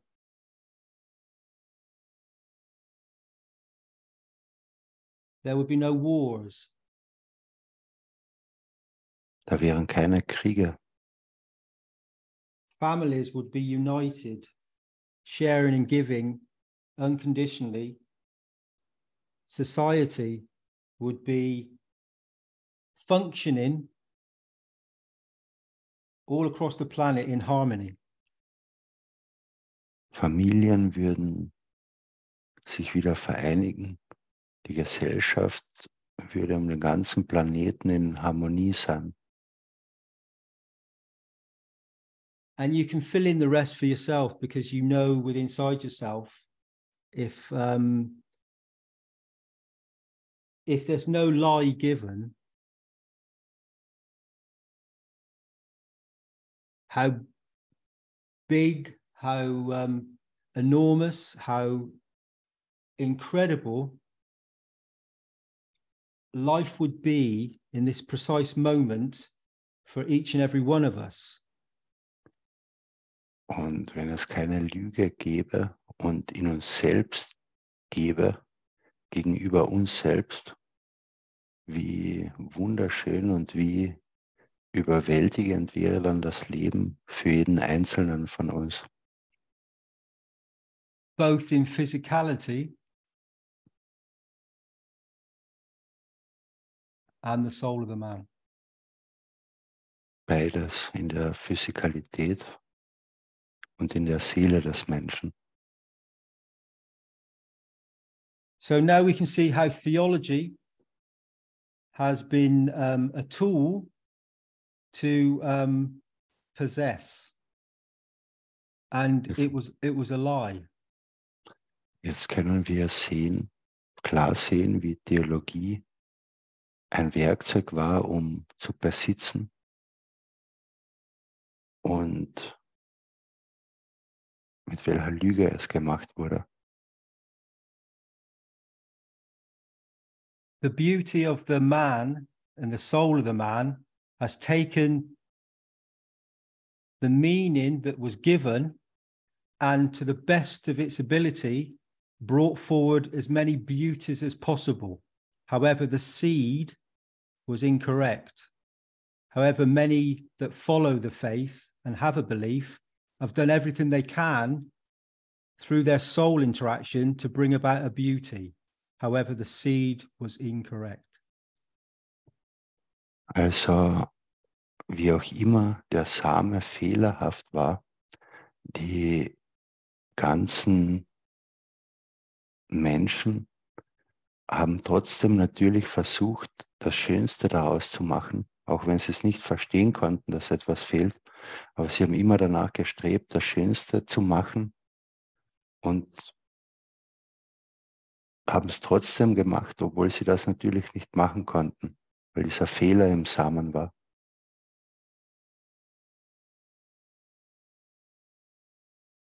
Mr. Kesh said today that each beautiful prophet came as a man, and then once they were present, they received this knowledge. Und Herr Keshe hat heute gesagt, dass die ganzen Propheten, die es gegeben hat, die sind zuerst als normaler Mensch hierher gekommen und haben als normaler Mensch gelebt und haben dann dieses Wissen erhalten. And so you're being given this knowledge today. Also euch wurde dieses Wissen heute gegeben. Part of. Ein Teil davon. And so now you are responsible for. Und dafür seid ihr jetzt verantwortlich, how you interpret it, how you share it, and how you you freely give this to yourself, to your family, and to the communities to enhance and to grow from.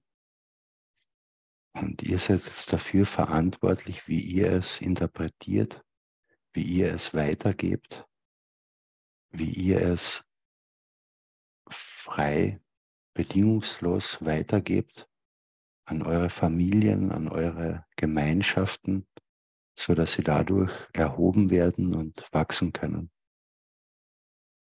So just go back to a little bit at the beginning, part of this number 11, thou shalt not lie. So, but if would have been released, it would have changed a lot of things for man.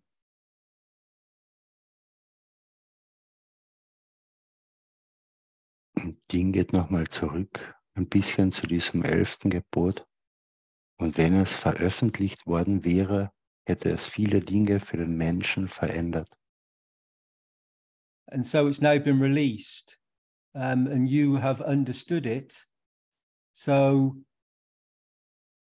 we now are responsible, and we shall see how we take this forward with our understanding, and bring about this peace for each and every one of us. Und jetzt ist es aber veröffentlicht. Jeder kennt es und ist dafür verantwortlich, wie er es hinausträgt, um zum Frieden beizutragen und den Frieden zu erreichen. Marie, are you present? Would you like to comment, Marie? You're present now.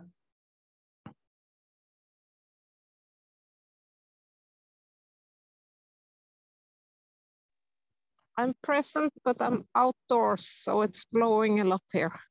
I don't know, thou shalt not lie. I remember Mr. Kesh in the soul teaching said that all the commandments is for the soul, or for it's about the soul. So thou shalt not lie to your own soul. That's how I interpret it. So we have to be honest with ourselves and not lie to ourselves. Because we are not honest with ourselves. So we need to learn that. Thank you. Thank you. Also Marie hat noch hinzugefügt, sie kann sich erinnern, als mal Herr Keshe in der Seelenlehrenheit war, dass er gesagt hat, dass es bei den ganzen Geboten immer um die eigene Seele geht und in diesem Fall, dass man sich selber nicht anlügen soll. Das ist das Wichtigste, also dass man ehrlich zu sich selber sein soll.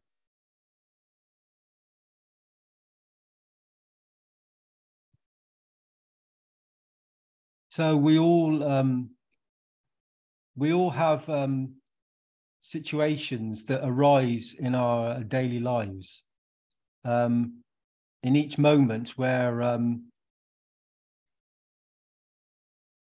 we have a choice. We can go left or right, or back or forth, and so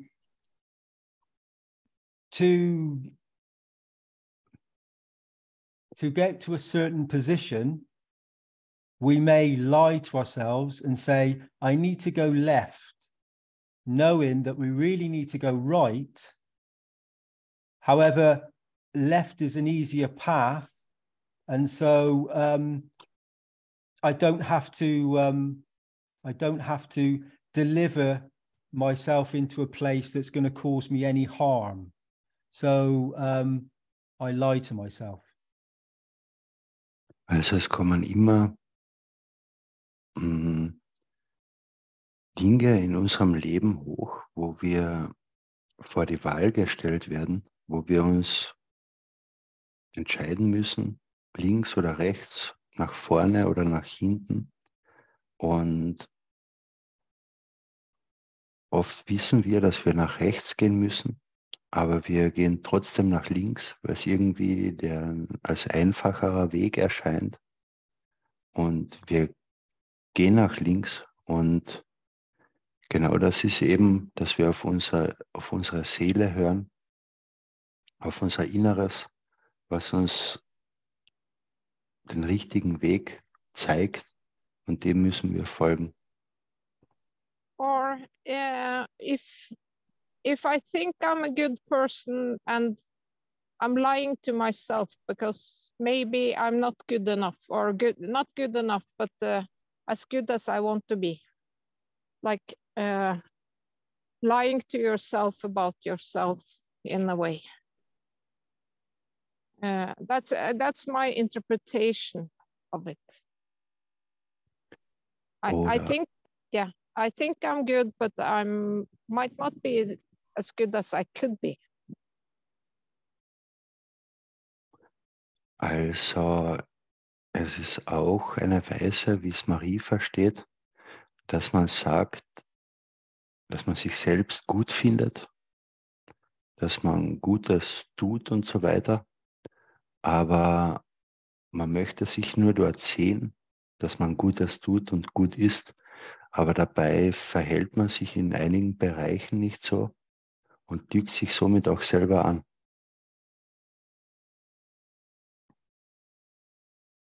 Thank you, Marie. I think that each one of us, we know when we do something right or wrong. We said this earlier. And so we have this choice in each moment. And from this precise moment, anything that we've just spoken is gone. So from this very instant, this moment, we can now change position. We can flip. And we can no longer lie. We can decide to, remember the film where I can't remember who it was. There was an actor, he couldn't lie, and he had to say yes to everything. Whatever it was, he had to say yes. So imagine if you are now in a position with your soul, you cannot lie to your soul. And everything that is put before you, you have to tell the truth. Can you imagine for all of us how different this would be, the different aspect of creation, how we would suddenly have this opening up of the fields, and how everything around us that we, as we know in the plasmatic condition from a thought, creates the matter state. So, and if everything is pure from the soul in every interaction, then the soul of physicality and the soul of the man align. And we get this position where we shall not lie, and we suddenly get the commandments and everything else within us operating in the most balanced condition we could ever imagine. Also wir haben immer die Wahl. Wir fühlen immer, ob wir den richtigen Weg einschlagen oder den falschen Weg. Und jetzt stellt euch mal vor, wenn wir niemals uns selbst anlügen würden und wenn es auch um die ganzen anderen Gebote gibt, dass wir immer die Wahrheit praktisch wüssten und uns nicht anlügen und das alles erfüllen können, was für eine Veränderung dann das zur Folge hätte. I was thinking, what if I'm giving, but it's not unconditional, but I think it's unconditional, but in a way I expect something in return, then it's not unconditional giving. Then I will lie to myself. Und Marie fällt auch gerade ein Beispiel ein, wenn man sagt, man gibt bedingungslos, aber in einer Weise steckt doch eine Erwartung dahinter. Ja, auf diese Weise lügt man sich auch selbst an.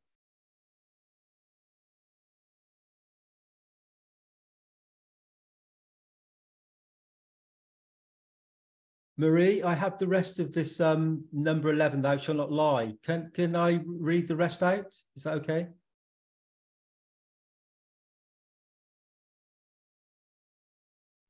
Of course.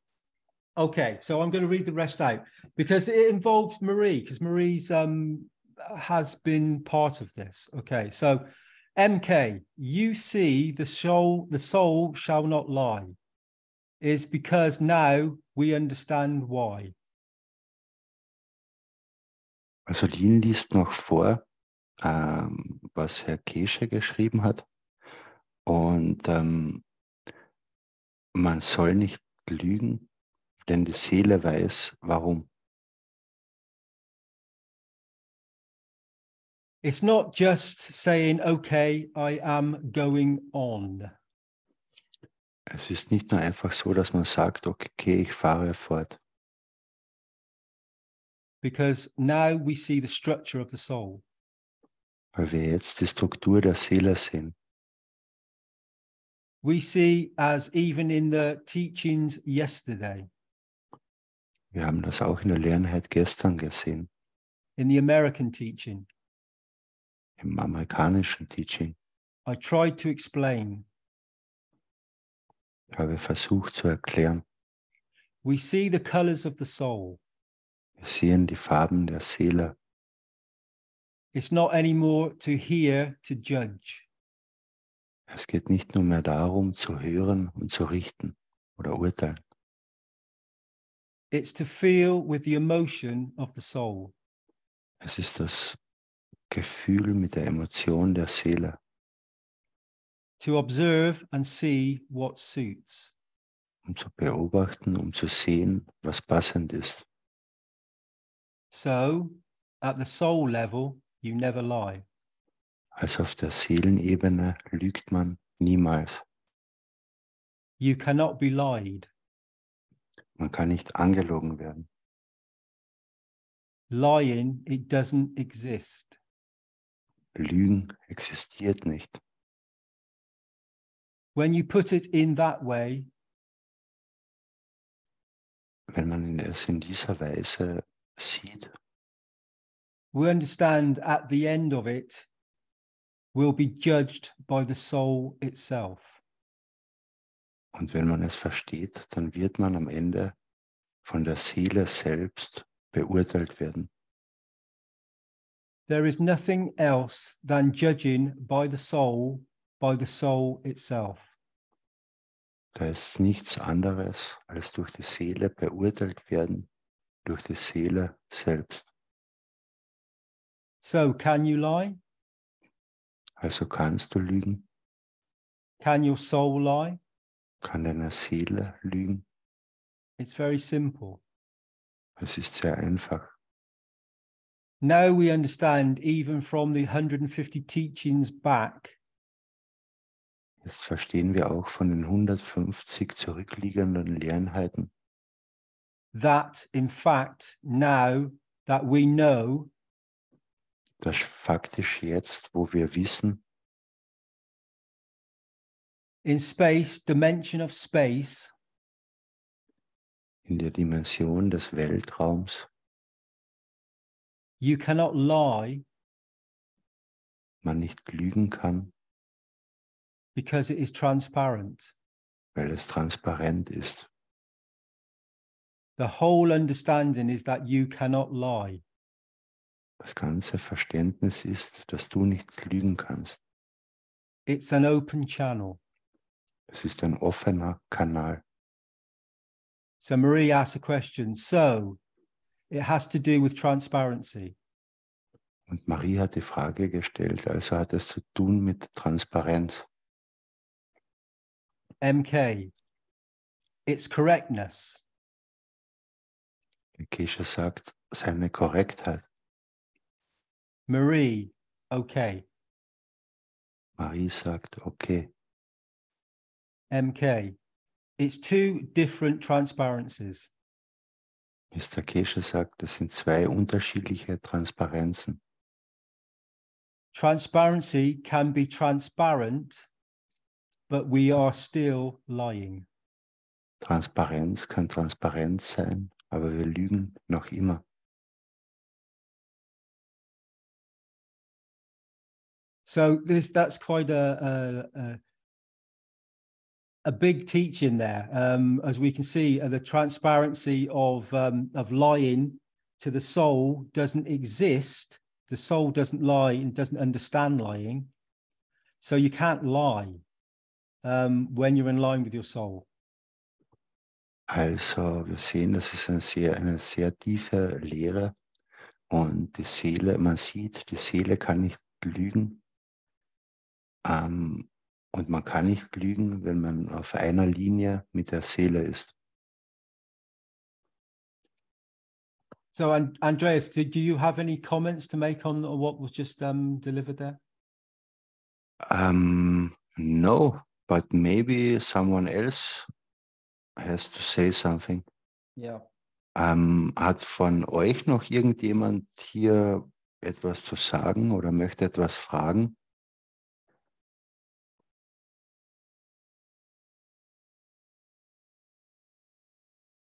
Hi, this is Marie again. I have a thought.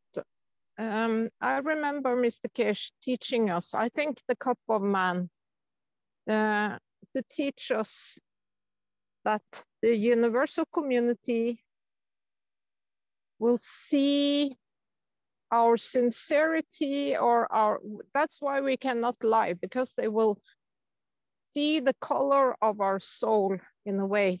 So if we say something from soul or physicality that not correspond, then they will not trust us, something like that.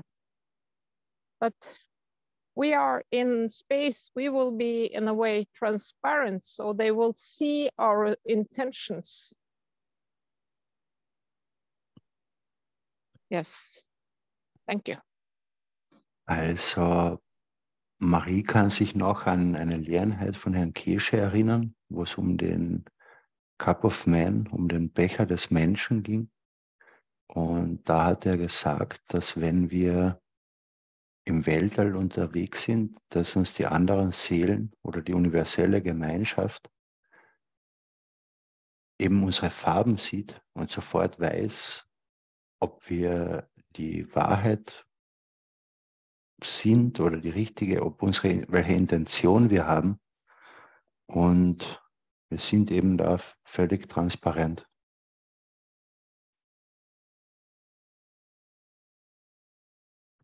I think, Andreas, that Marie's just said in space. I think this is on a soul level in space, but this can also be when we're present here in physicality. You know yourself when you say something, when you lie to yourself, or when you speak a lie to somebody. You know deep inside you it affects you. It creates an emotion, and that emotion is stored up within the soul. And if it's incorrect, the body has to rebalance this constantly. So every time we do this, a little bit of energy is has to be given from your physicality to be able to rebalance what has been the emotion that's gone forward. So this is how we create, if we do it very often, these illnesses, these conditions that give us breast cancer or other things. Didn't Mr. Cash say to you today, the space is also here on Earth? He did, yes. He did, yeah. Of course it is, and we know this, of course. Sure. Also der Weltraum, das hat Herr Kesche eben heute zu Dean auch nochmal gesagt, obwohl wir es natürlich wissen, aber wir sind ja genauso Teil des Weltraums. Der Weltraum ist nicht außerhalb, sondern wir sind mittendrin.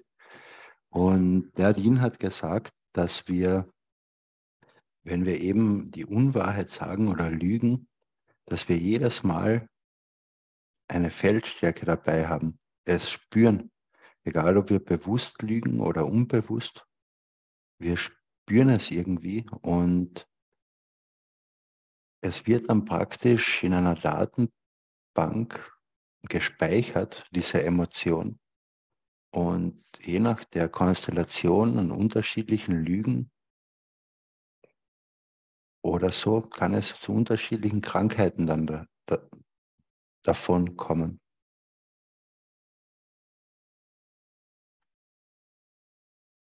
So if we become transparent to our own wishes, thoughts and intentions, and we give this transparency in everything that we do when we deliver our words, our actions and thoughts, and they are transparent, then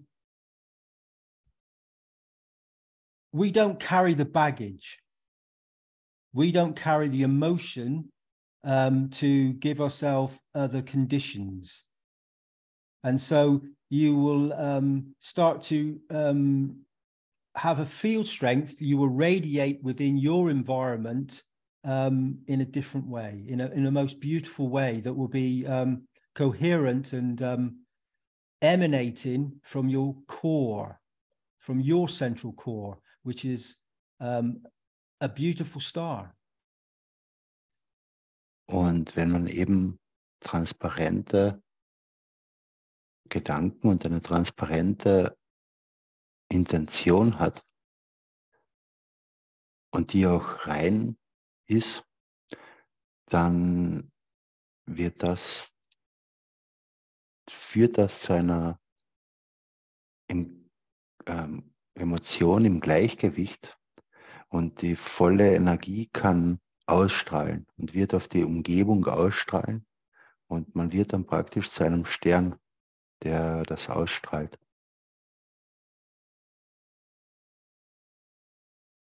How much longer would you like to go on, Andreas? This is this enough now? Would you like to carry on?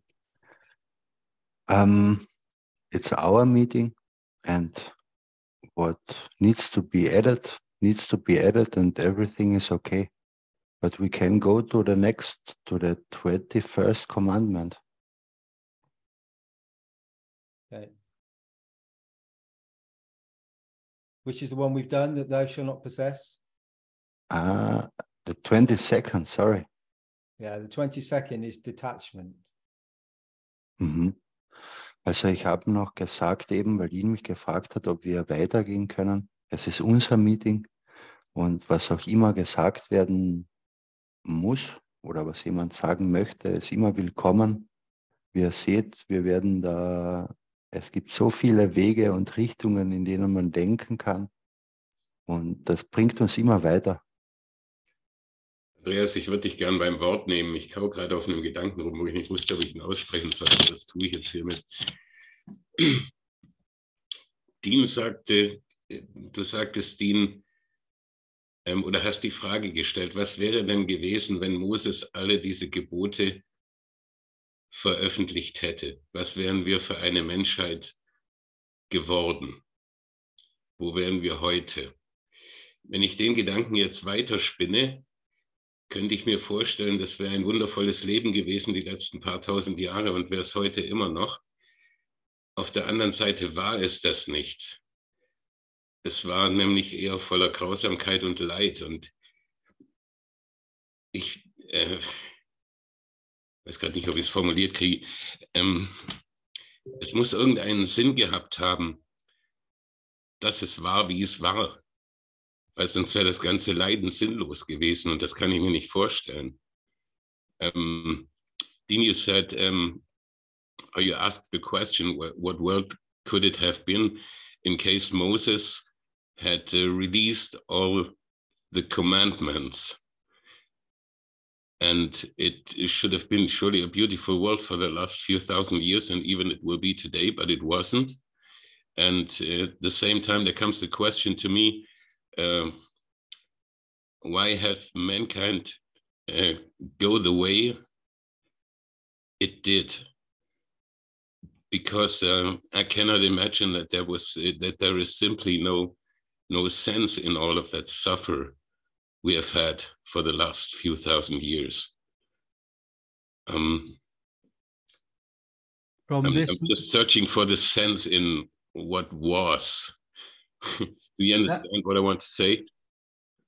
Okay, so from my understanding, so all this for me is, it has, in this very moment, all that has been, as we leave it, it's there, it's part of.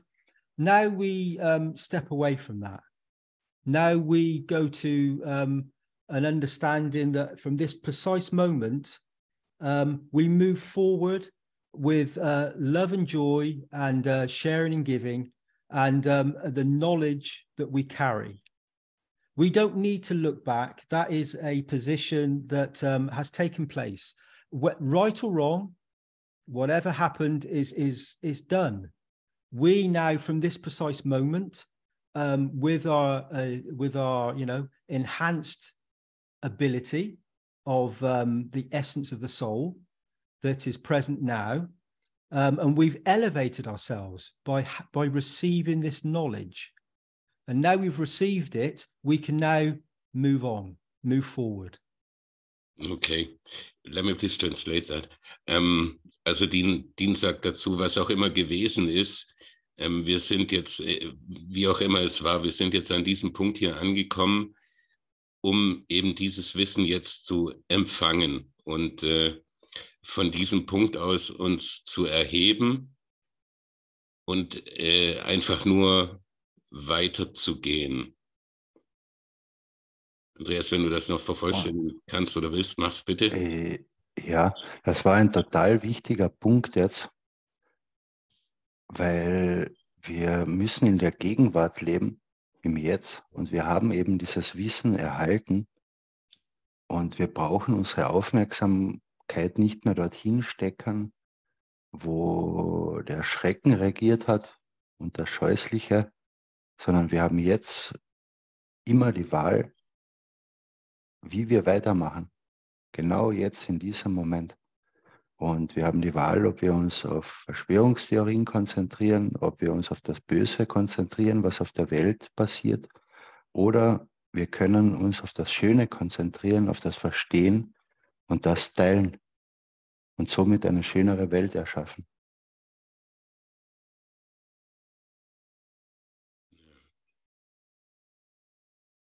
Does that answer all the questions that were put forward? I have another to add to. I think, what is the meaning with all the suffering? If we could have been where we are for thousands of years ago. But there is a way, I think it's how we learn. So that is how we interact with our soul. If we do something that is not good and we don't learn from it, it will happen again. So until we learn, the situation will happen again. For instance, a bad relationship. You have a bad relationship and you don't learn from it, you will walk into the next bad relationship until you learn. So I think humanity has been in a learning process, and there's been a lot of suffering, but I believe in a way that that is why. That's how it works in a way. Until we learn, it will happen again. Mhm. Also für Marie ist der Blickwinkel wichtig zu verstehen, dass die Dinge eben mit dem ganzen Leid und so passiert sind, dass wir daraus lernen können. Und das ist so wie bei einer Beziehung, die nicht gut läuft. Wenn man nicht daraus lernt, wird man in die nächste schlechte Beziehung gehen. Und darum geht es, um das Lernen. Und diese Chance haben wir erhalten über die letzten 1000 Jahre, was wir falsch gemacht haben. Und wir können daraus lernen und das diesmal besser machen, von jetzt an. Thank you very much, Marie. And I guess it might just make us stronger, wouldn't it? Also vielen Dank, Marie. Und vielleicht macht es das alles nur stärker, dieses Lernen und das Leid. Und das immer wieder probieren, diese Fehler auch immer wieder zu machen, um am Ende zu begreifen, worum es geht.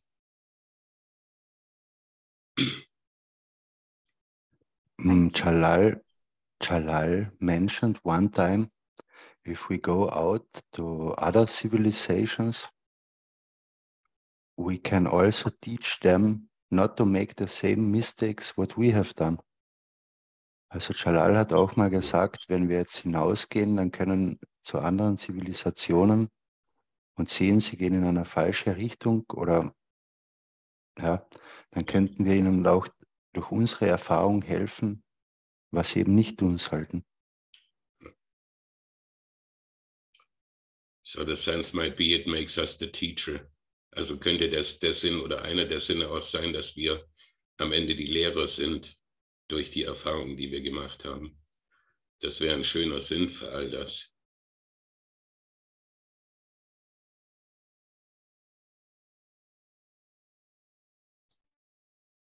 We're all the teachers, I believe. I understand that as soon as you receive this knowledge, you are a teacher, each and every one of us. We can share this, we receive it on a soul level. We receive the field strength and knowledge. And then, as I said earlier, we become responsible for it. So we automatically become the teacher. We're in every action that we do, in everything that we are, and the very essence of us. We then take this forward when you have an interaction with a sibling, a child, your partner, your wife, husband, the family, the community. You have this understanding, and so it comes forward. It presents itself very in front of you as the soul. So the soul encompasses the physicality, the soul of physicality, and you have this constant rubbing together of the fields, and you know that you have to deliver. You become the teacher. Das macht uns alle zu Lehrern. Sobald man dieses Wissen erhält, wird man zu Lehrern, weil es irgendwie automatisch passiert.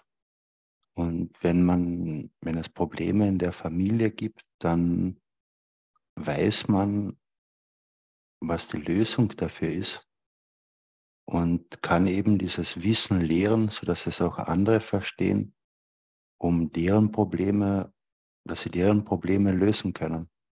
Und das ist irgendwie eine automatische Position, in die man mit dem Wissen hineinkommt.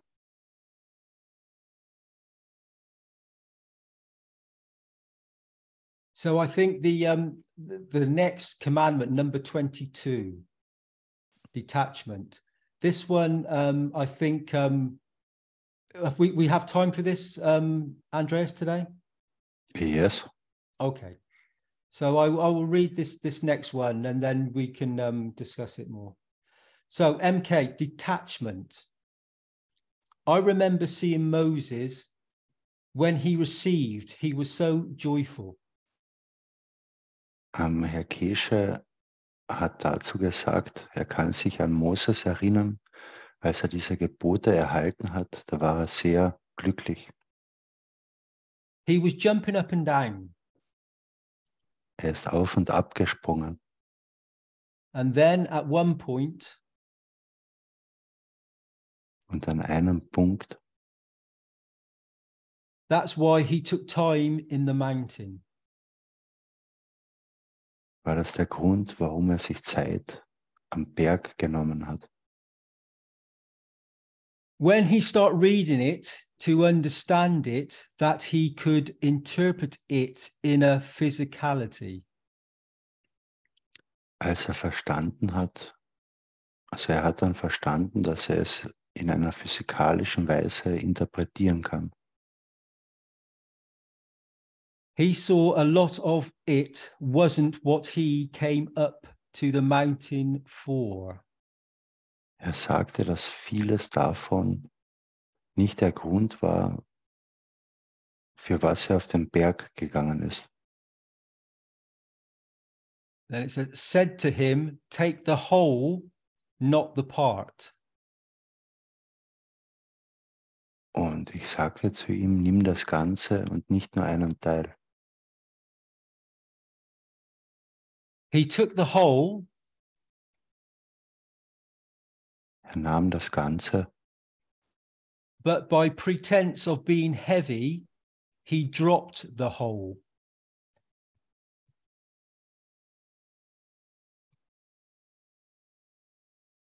aber durch Vorgabe, dass alles schwer ist, hat er das Ganze fallen gelassen.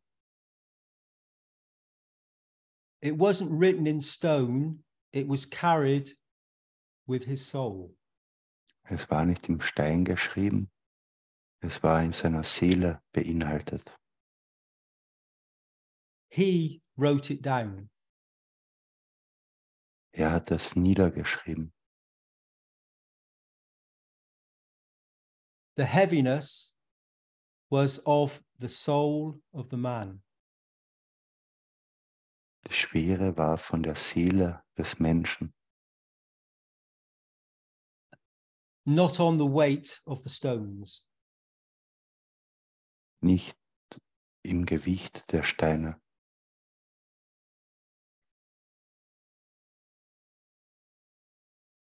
So you can see how this this number 22 went from Moses being very joyful and receiving this, and then upon understanding it, he couldn't deliver it. He had to lie to himself. Also man kann ja sehen, Moses hat sich darüber sehr gefreut, über das Gesamtpaket, aber er konnte es nicht abliefern und er musste sich selbst belügen.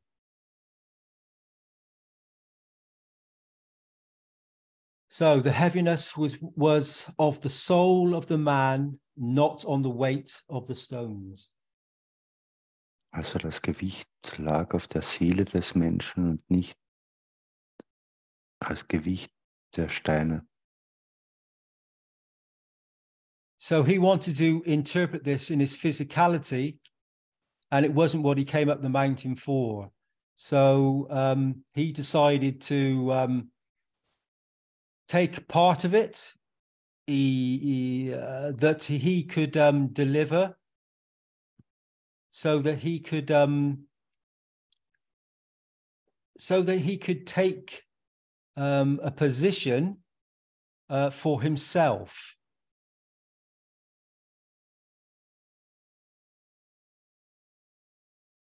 Und er hat dann, als er dann verstanden hat, dass er diese Gebote auch in die Physikalität bringen konnte, ist er darauf gekommen, dass das nicht der Grund war, warum er auf den Berg gekommen ist.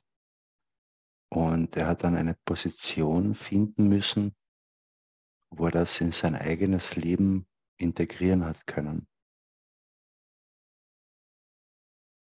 So can you imagine having this conversation with God?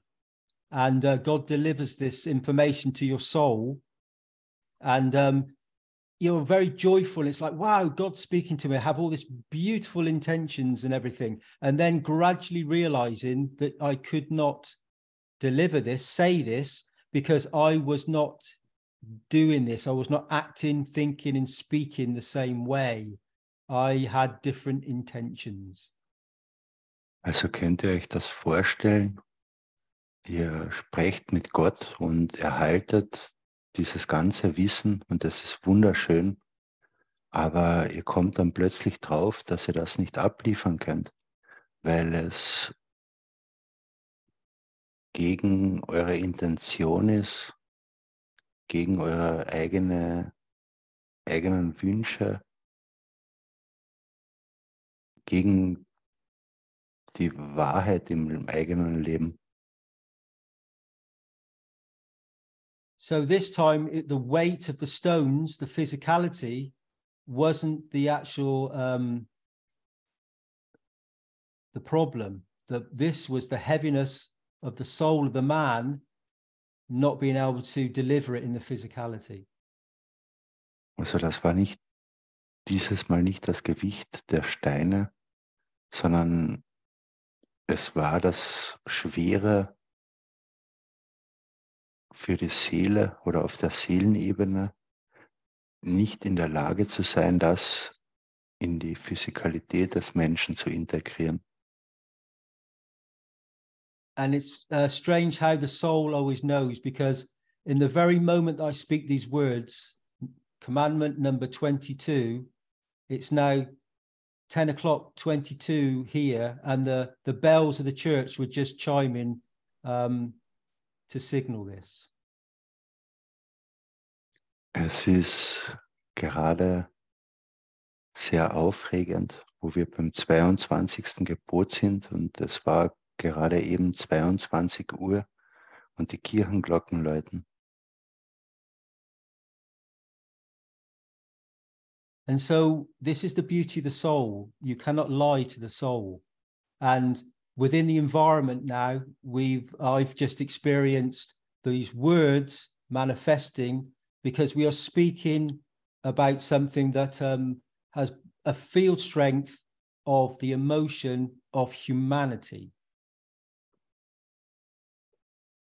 Und es ist kein Zufall, dass wir gerade darüber reden. Und man kann eben die Seele nicht belügen, so wie es Moses getan hat. Und es ist eben kein Zufall, dass wir gerade darüber sprechen, weil diese Emotion wir als ganze Menschheit tragen und dieses Wissen sich jetzt manifestiert. This is Marie again. I have a comment to the detachment. So this is what I think it means in a way that we need to detach from physicality. Because we are very physical and we need to kind of move over and let the soul be the boss in our life and live through the soul and not through the physicality.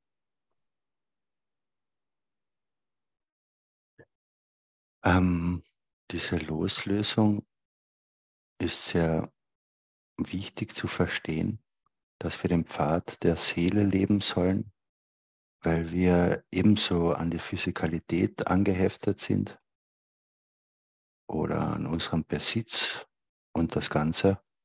Und es ist wichtig, eben sich davon loszulösen und dem Pfad der Seele zu folgen.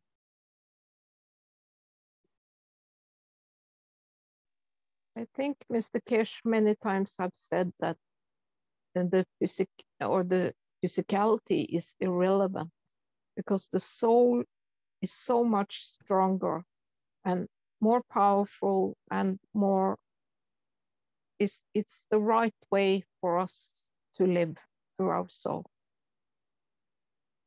Und Herr Keshe hat das öfter gesagt, dass die Physikalität irrelevant ist, da die Seele einfach so um so vieles powervoller, stärker ist als die Physikalität. Und das erreichen wir, wenn wir dem Pfad der Seele folgen.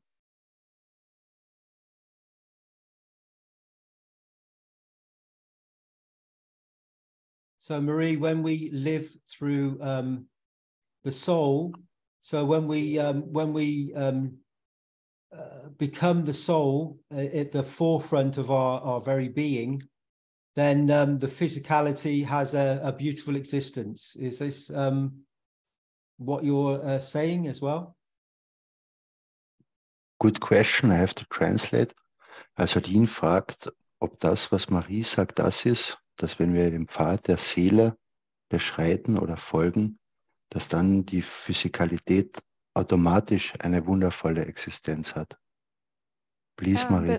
Yes, I believe that the physicality will follow the soul. So until we learned about the soul, it was the physicality which were in charge. And that's why we are in so much trouble as humanity. So by moving our focus to the soul and live through our soul, we will have a much better existence. Also Marie glaubt eben, und ich auch, und wir alle wahrscheinlich, dass wenn wir unserer Seele folgen, sich auch die Physikalität danach ausrichten wird. Und eben wenn wir am Planeten alle durch unsere Seele leben, wird sich die Physikalität oder der ganze Planet, die ganze Menschheit in Schönheit verfolgen. Und das eben, weil wir dem Pfad der Seele folgen.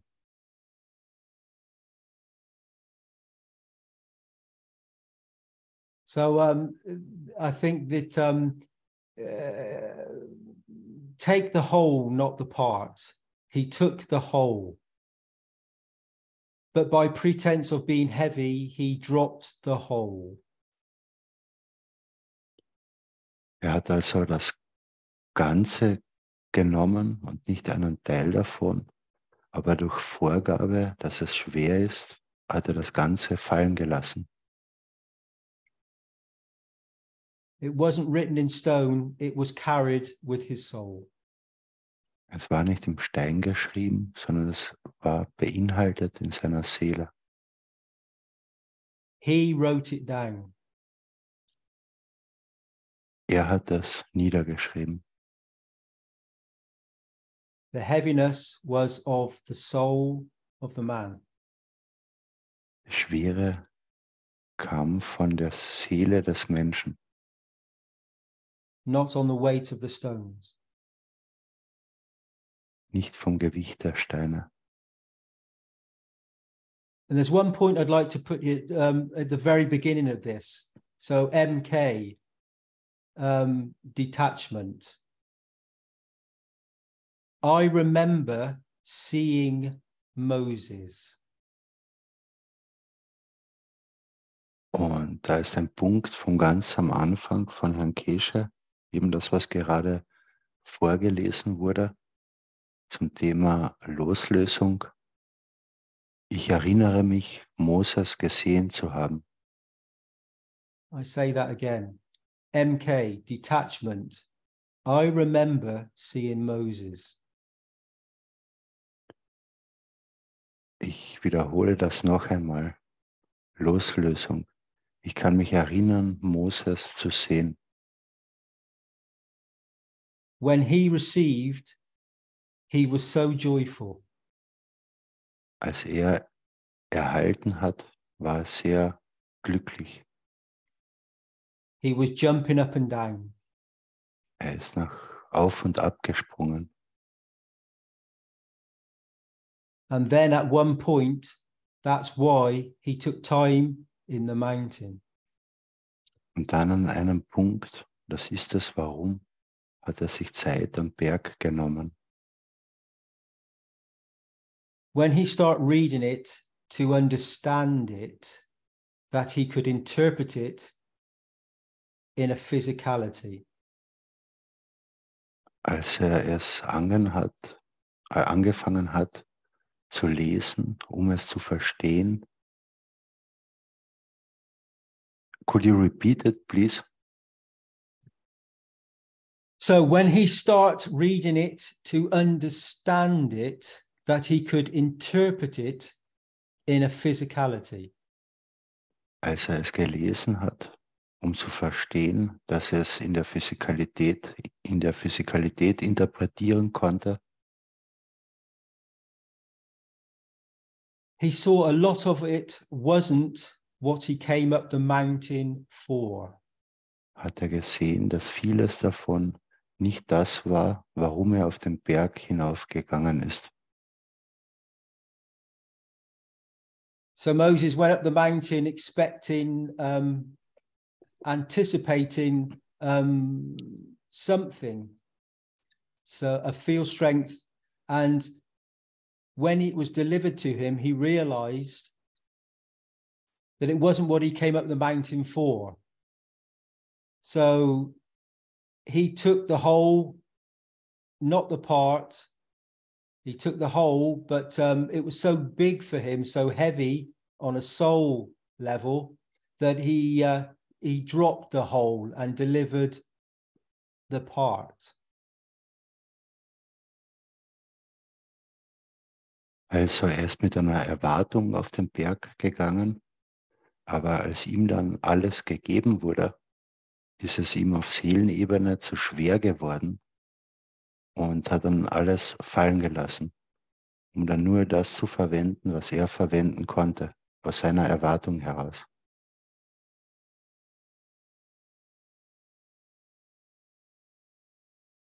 So this brings about an understanding of a condition that is brought humanity, or parts of humanity, because theology has such a big effect across all the realms, all the field strength of the planet, in all its various forms.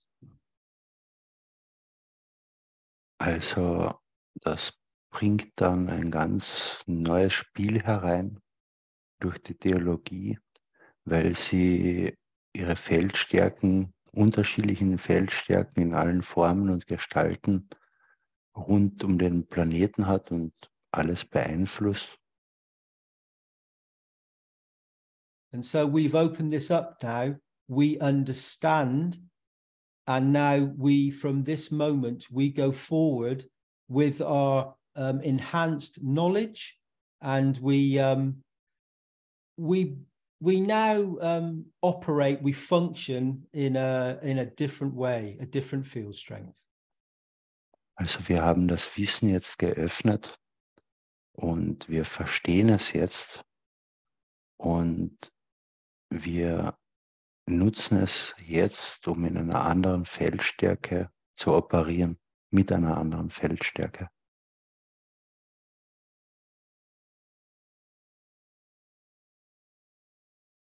So when we now go forward and we think, speak, and act good, and we are radiant sons, we have the energy within us, we have a field strength, we have the soul, we bring the soul forward, and we don't lie to ourselves, we deliver the beauty, and we are responsible now that we have this knowledge.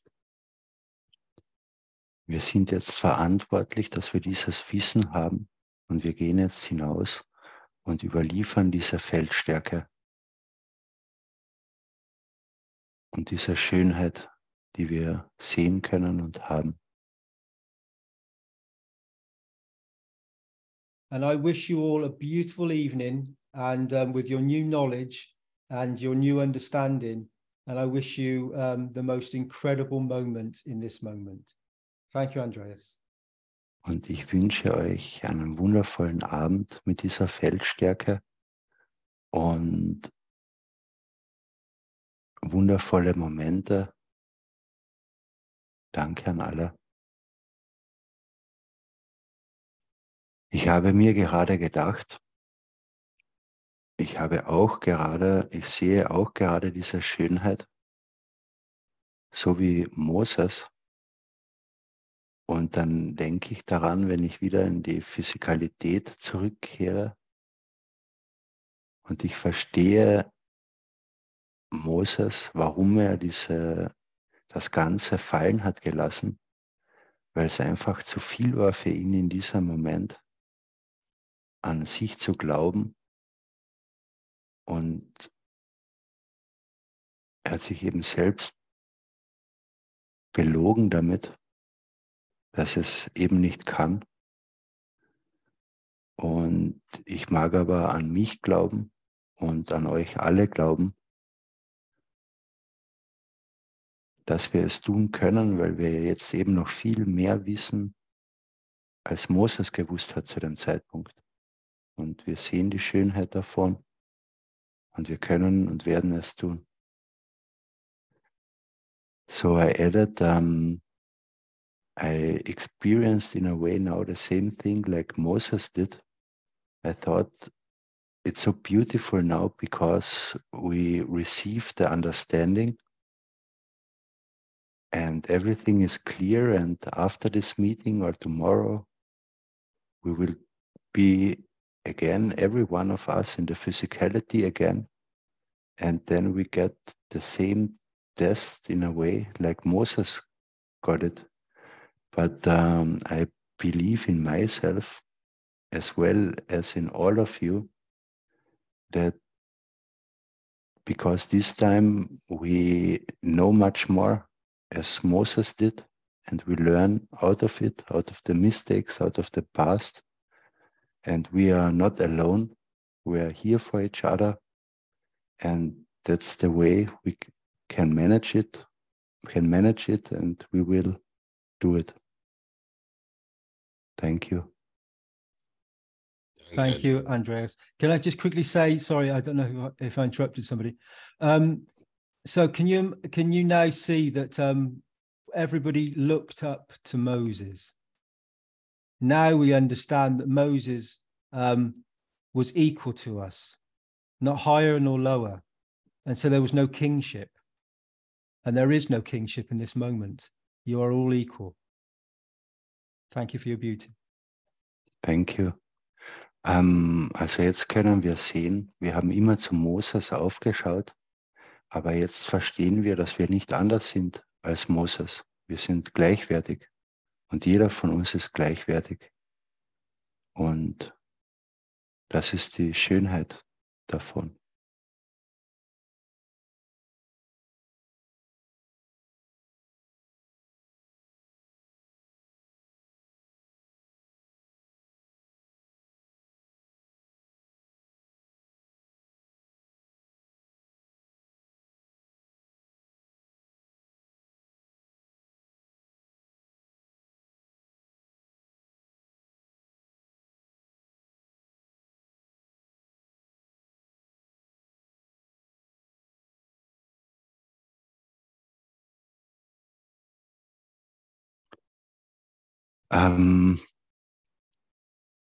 Yeah, we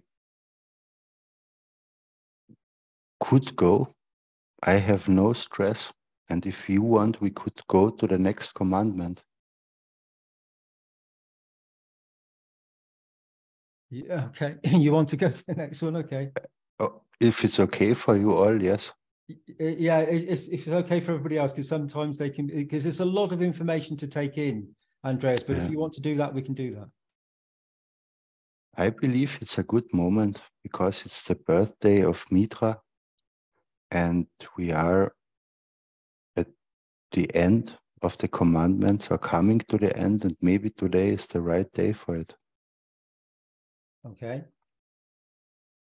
Also ich habe noch gefragt, ob es okay ist für alle, wenn wir noch weitergehen. Und für mich ist es okay, weil ich glaube, das ist kein Zufall, dass heute der Geburtstag von Mitra ist und wir genau ans Ende der Gebote kommen. Und auch ist irgendwie das Entwickeln des Verständnisses da. Und warum nicht weitermachen?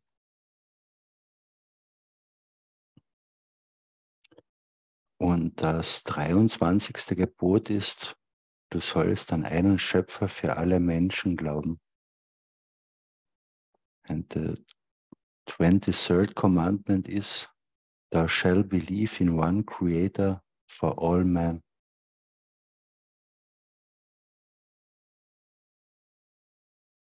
Okay, Andreas, I can read what I have here. So, as you said, number 23, thou shalt believe in one creator for all men.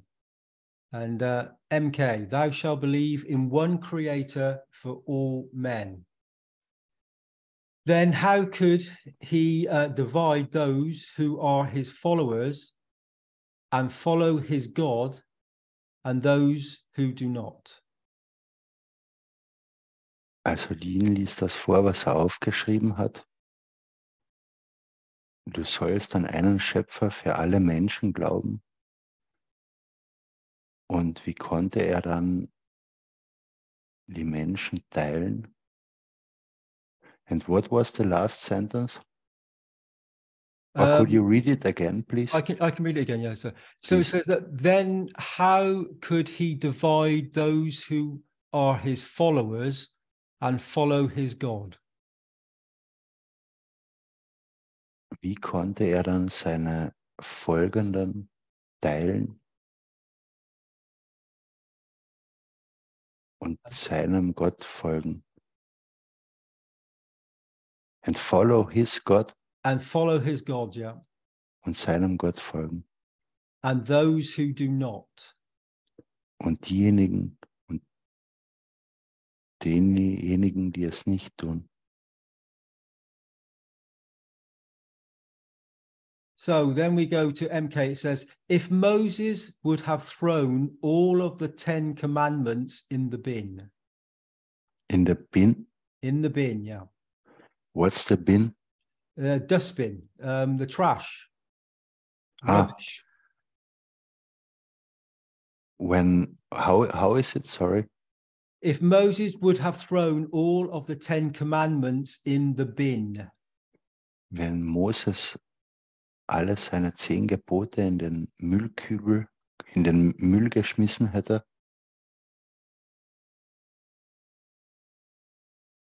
And carried one with him. Und nur eines mit sich genommen hätte. He would have been totally different. We would have been totally different. Wären wir total anders geworden. And that was. Und das war. Thou shalt believe in one creator for all men. Du sollst an einen Schöpfer für alle Menschen glauben. Then nobody would have been jealous. Dann wäre niemand neidisch. Nobody would have been done the rest. Und niemand hätte den Rest getan. We have a lot to go. We have to learn.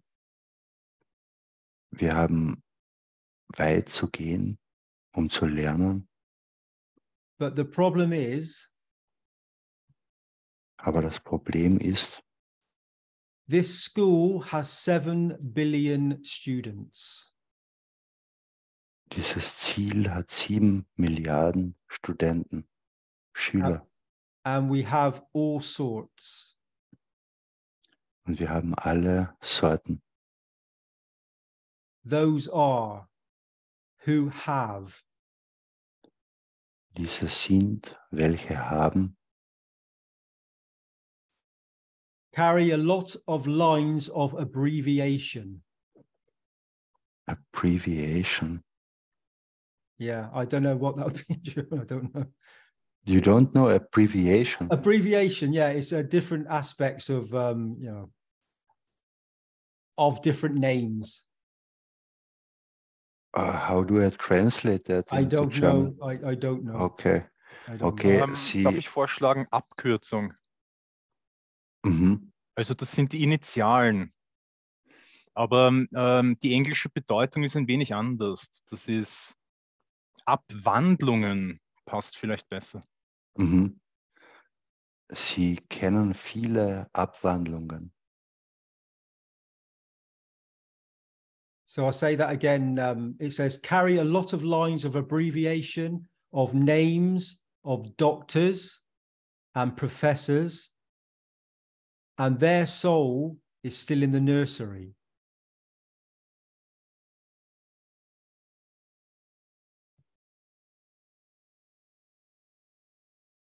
Sie haben viele Abwandlungen oder Abkürzungen von Namen oder Doktoren. And their thoughts,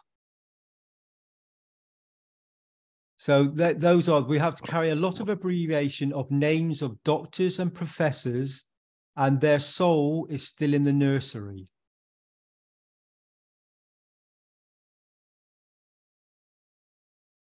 wait a second.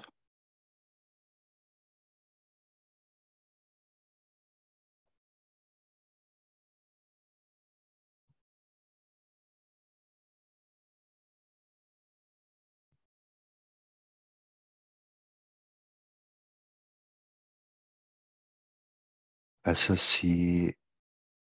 und wir haben alle Arten von Schülern, diejenigen, die viele Namenskürzel von Ärzten und Professoren tragen und deren Seele noch in der Kinderstube sitzt. Please, Dean. Okay. And we have those who clean cars, and their soul sits in the universities of the soul of the man. Und wir haben diejenigen, die Autos waschen und deren Seele sitzt in den Universitäten der Seele des Menschen. The degree of physicality does not show the level of the soul of the man, and that's the beauty of it.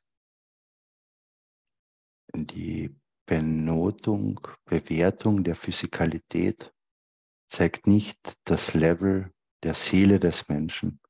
Und das ist die Schönheit davon. That's why in Keshe Foundation SSI, we give no certification.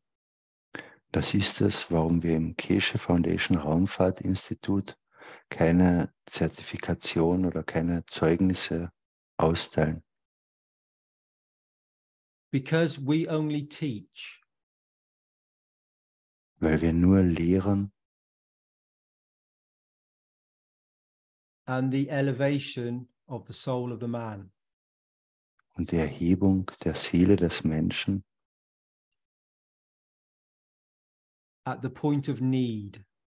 Am Punkt des Bedarfs. Becomes the graduation of man. Wird zur Benotung des Menschen. Not in what we ask in the term of physicality. Nicht nachdem wir im Begriff der Physikalität nachfragen. Nicht, was wir in Bezug auf die Physikalität verlangen. So what this is, to summarize what it's sort of saying is that when we have all these degrees and doctorates and all this education that is all stemming from a certain position, that the soul doesn't understand this, doesn't need this, doesn't require it. So when we have beautiful souls that are working in cleaning cars and these sort of jobs, they in some circumstances have more, they're closer to their soul and have more knowledge than those that have all these doctorates and degrees to say, I am this, I am that, when the soul doesn't require any of this. Jalal is cleaning cars. Yeah, Came to my mind. Precisely, yeah. Ja. Also um das nochmal abgekürzt zusammenzufassen, wir brauchen keine Leute, die so Abkürzungen haben wie Doktortitel oder so in die Richtung, sondern solange, es ist egal, ob wenn man Auto putzt, solange man mit der Seele arbeitet, dem Pfad der Seele folgt, ist das die eigene Benotung des Menschen. Und deswegen gibt die Keshe Foundation auch keine Zeugnisse aus, um physikalische Dinge zu bewerten, weil die Seele des Menschen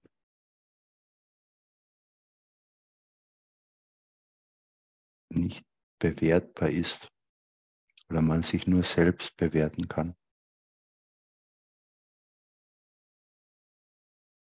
So I think when it says here, Andres, we have a lot to go and we have a lot to learn.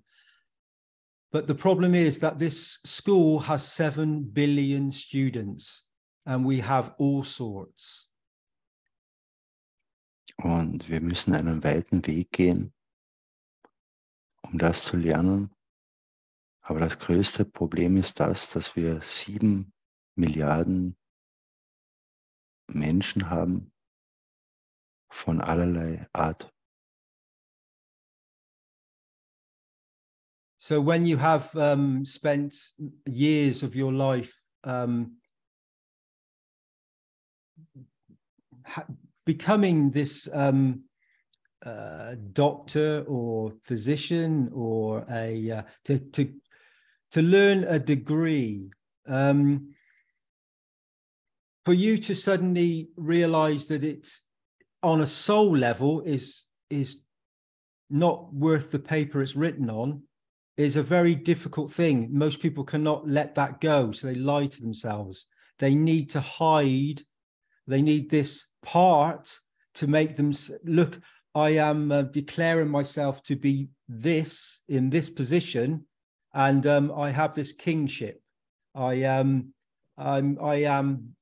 this, and please respect that I am this. I have attained this position. So this is like kingship. Und eben zu diesen allen möglichen Arten von 7 Milliarden Menschen zählen jetzt nur als Beispiel zum Beispiel Doktoren. Die haben ihr ganzes Leben lang darauf hingearbeitet, aber gleich so auch die Weltführer oder Politiker. Und wenn man ihnen dann von der Seele erzählt, dann sagen sie, dann interessiert sie das nicht, weil sie sagen, schau her, das bin ich habe ein Zertifikat dafür und das bin ich einfach und der Rest interessiert mich nicht. Und das ist dann der Punkt des Königtums, wo man über anderen steht und wo sie sich auch selbst belügen damit.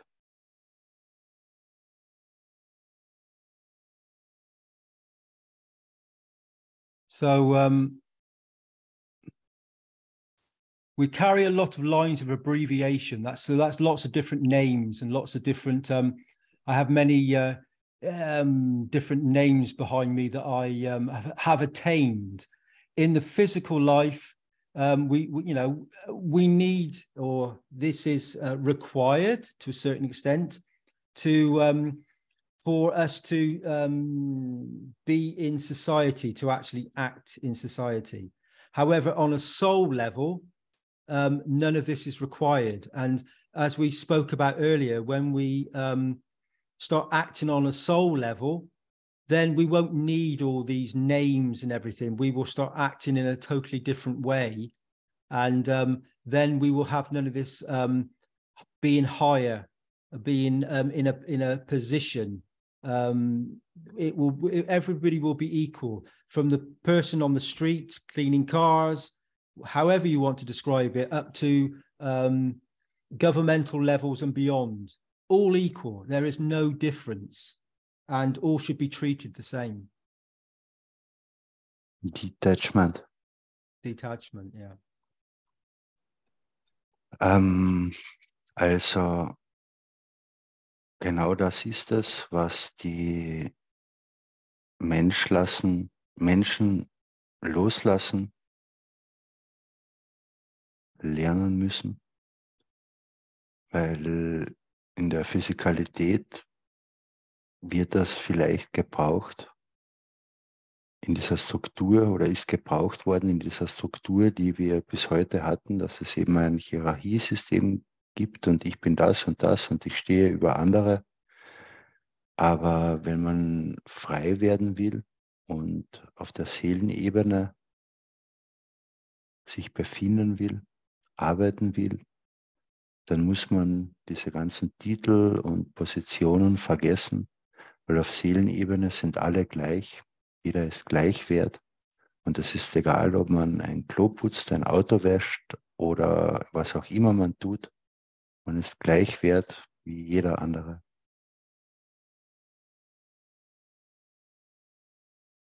So this goes back to what we were speaking about earlier, where we, like with Moses, we give away our power. We give away, we think they're higher. None is higher, none is lower. So the names of doctors and professors and their soul is still in the nursery. And we have those who clean cars and their souls sit in the universities of the soul of the man.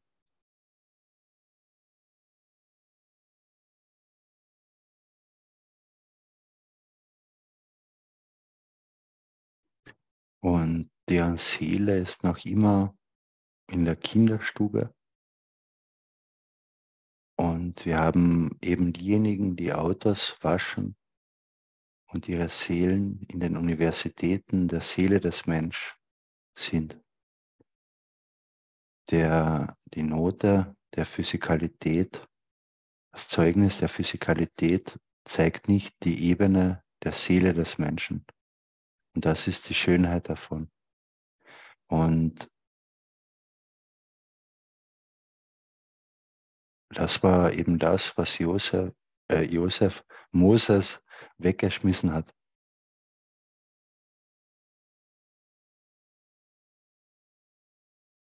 So the degree of the physicality does not show the level of the soul of the man. And that's the beauty of it.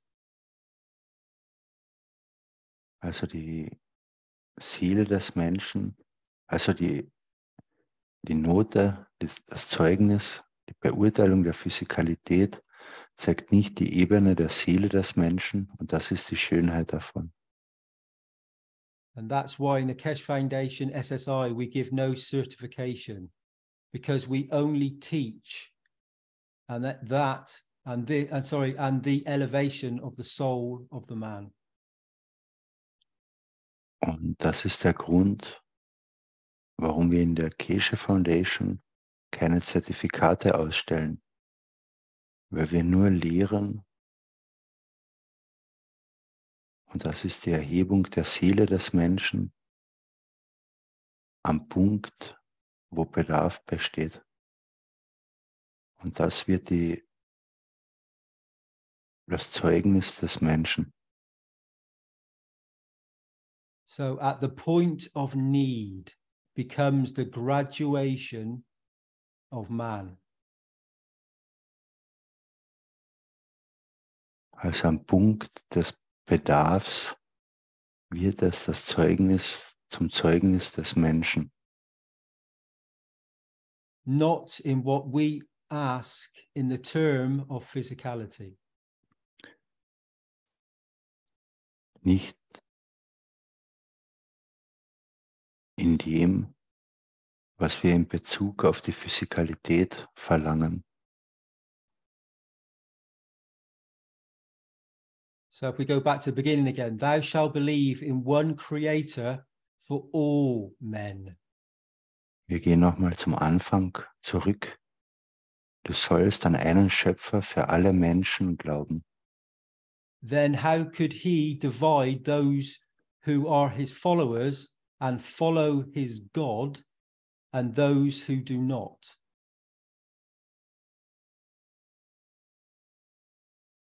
Wie konnte er dann diejenigen teilen, die seine Folgenden waren,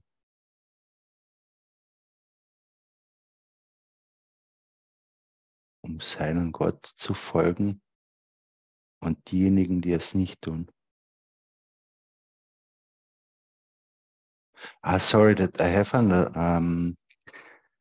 wie konnte er dann diejenigen aufteilen in die, die seinen Gott folgen, und die, die es nicht tun?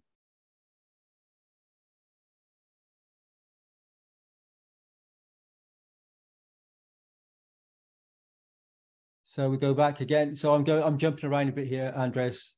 So if Moses would have thrown all the 10 commandments in the bin and carried one with him, we would have been totally different. And that was, thou shalt believe in one creator for all men. Hätte Moses alle 10 Gebote in die Tonne geworfen und nur eines mitgenommen, wären wir ganz anders geworden. Und das war, du sollst an einen Schöpfer für alle Menschen glauben.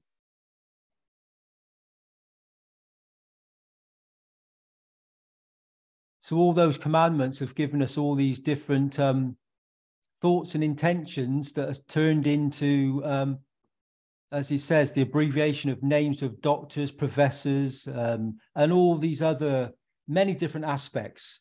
And all these have turned into be the soul of them is still in the nursery. They're still in kindergarten. Whereas some humble people that work very ordinary positions, their soul is in the universities, is in the higher realm, has a more understanding. Und eben die ganzen Abkürzungen für irgendwelche Titel und all die Doktoren oder wer auch immer, der sich darauf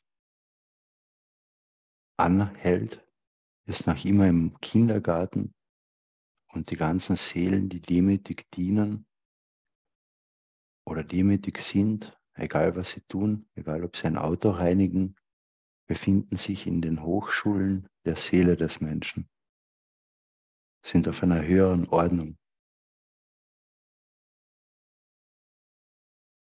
So we're only teaching, we're teaching this at the point of need for the elevation of the soul of the man. And it's a very big difference of understanding from what the original message was that was brought forward. And we can now see when we start to really open up these the essence of what's been delivered, and the whole of humanity has been from a seed that was given, has been operating in a totally incoherent way with our environment and our surroundings because of a seed that wasn't delivered correctly from one soul. From one soul. So if none is higher, none is lower, and we understand that that one soul was no different to you or I, then when the message is given, then it's for you or I to be ambassadors of ourselves and to say, I know that this is either right or wrong, and I take from it or give to it as on a soul level that I understand. Also,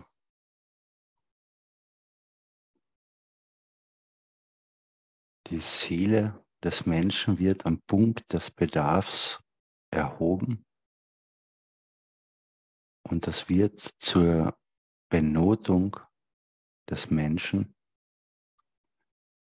so wie wir jetzt erfahren haben, dass wir gleichwertig Moses gegenüber sind und wir diese ganzen Gebote erhalten haben, können wir in jedem Moment aus diesen Geboten nehmen, was wir verstehen und es weitergeben.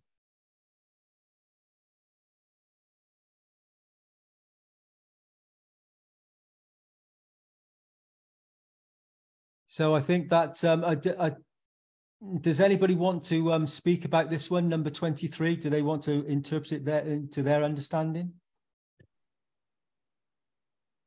Will jemand zum 23. Gebot irgendetwas hinzufügen?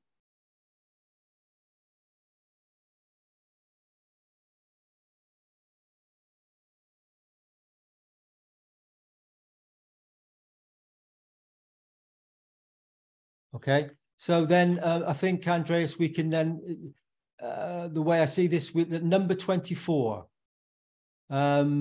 And this one's very simple. So man will be enlightened with the last commandment at the time he joins the universal community.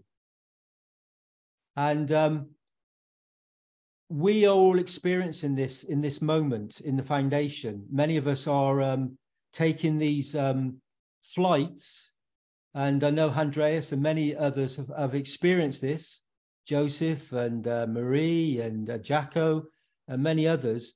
They are now taking these experiences to the next level of what was delivered by these words that we've spoken tonight. And now from the understanding of this, we're now beyond the theology, and we're going into the soul aspect of the universal community.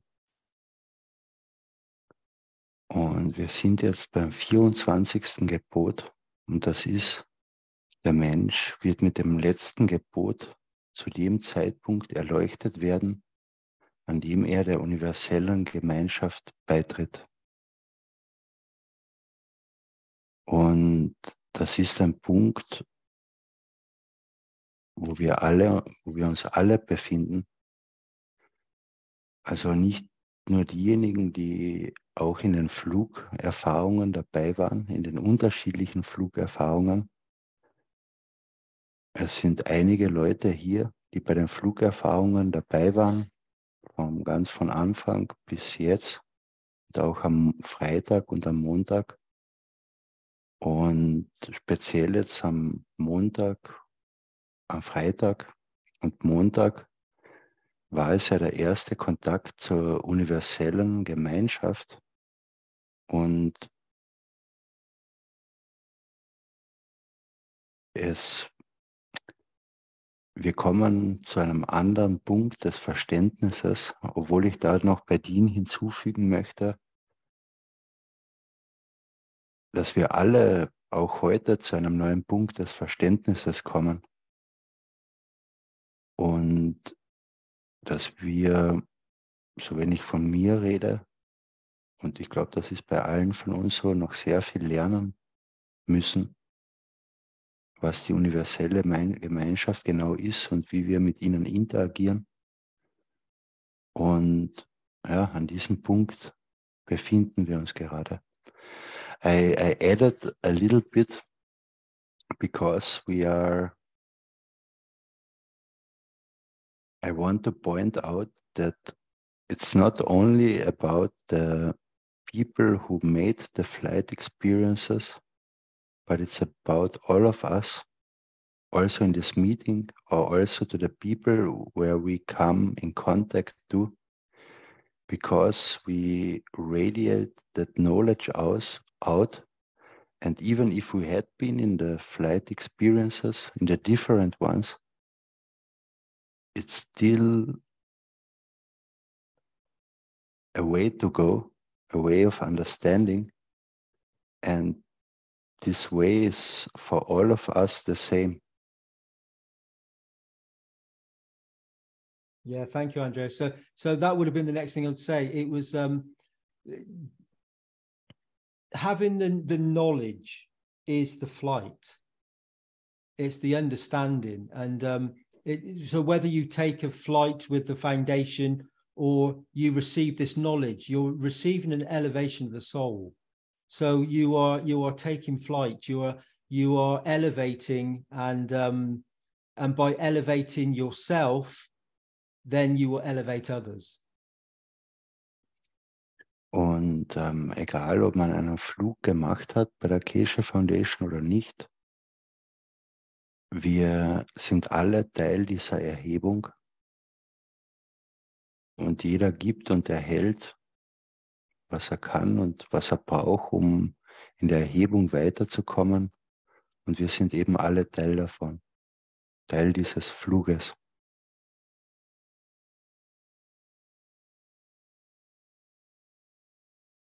It's all knowledge, and so none of us are higher or none of us are lower, or we are all equal. And so each of us delivers in a different way. We have a different voice. We express it in different ways. We are giving the knowledge to our understanding, and the message is from the soul. It is from the Creator, and it carries a resonance, a field strength that, as we spoke about earlier, you know yourself whether it resonates with you and how it affects you. The words, the knowledge of it, you know, deep within inside yourself, within your soul, you know what the message is, and you understand it. Und wir alle haben ein Wissen erhalten und niemand ist höher oder niedriger als der andere. Und jeder ist auf diesem Pfad, mehr zu verstehen.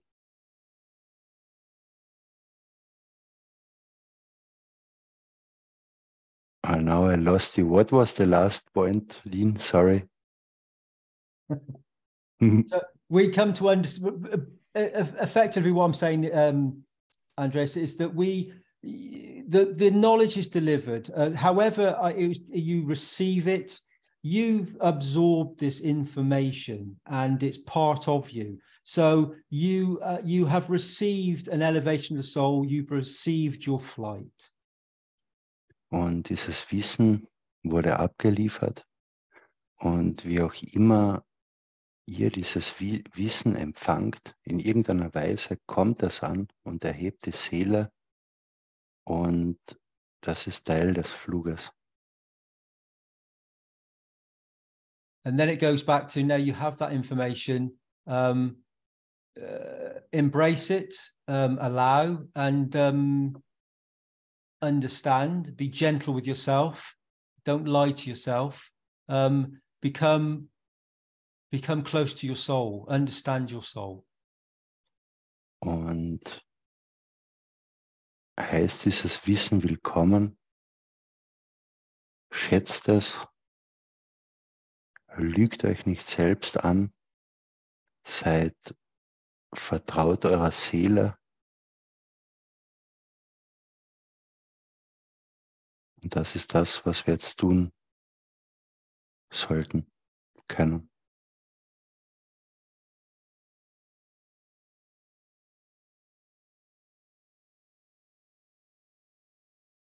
I think, Andreas, now would be the time to say happy birthday to Mitra and to this wonderful day.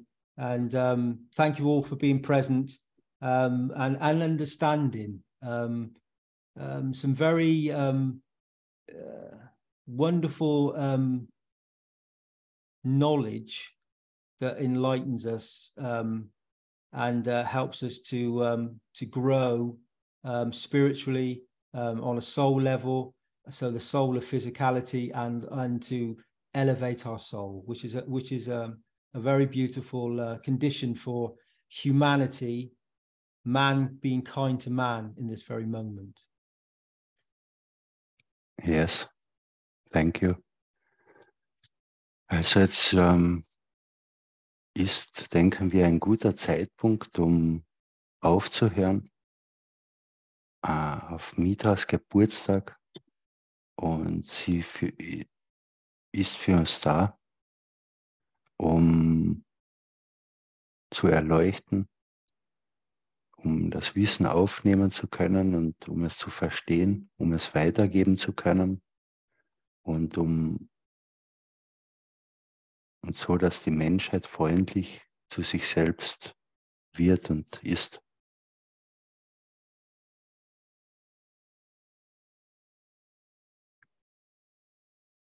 Okay, we last time saw a new tomorrow video at the end, and if there is no other idea which video would fit totally today, I would play this one again. Yeah, I think that's a good way to go out, Andreas. Yeah. Also, ich habe gerade gesagt, dass das ein neues Morgenvideo wahrscheinlich am besten passt, aber wenn jemand eine andere Idee hat, ich gebe auch gerne ein anderes Video hinein für den heutigen Abschluss.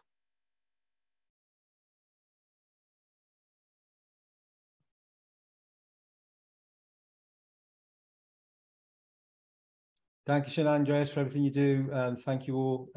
Have a beautiful evening. Thank you very much. Love to you all. Danke, Dean. Yeah, and thank you to just everyone who opened the mic and said something, or who is just here. Thank you just for experiencing this time together and this beauty which is given by Mr. Cash and the Cash Foundation. And thank you just for being here and to experience that together. Also danke nochmal an alle, an die mitgeredet haben, aber genauso an alle anderen, die hier sind. Und einfach danke, dass wir diese schöne Zeit zusammen erleben dürfen. Und danke an Herrn Keshe, dass er uns dieses wundervolle Geschenk gemacht hat. Und auch danke an die Keshe Foundation.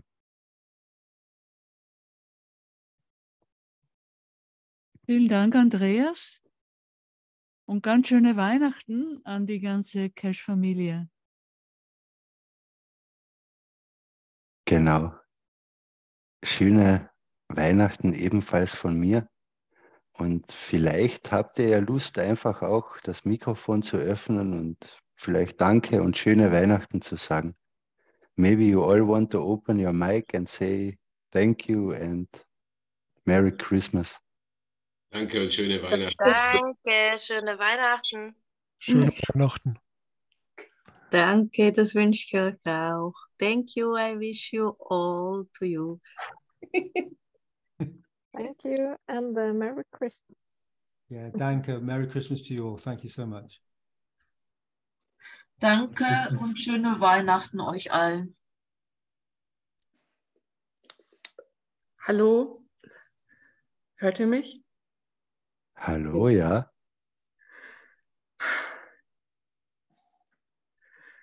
Ich bin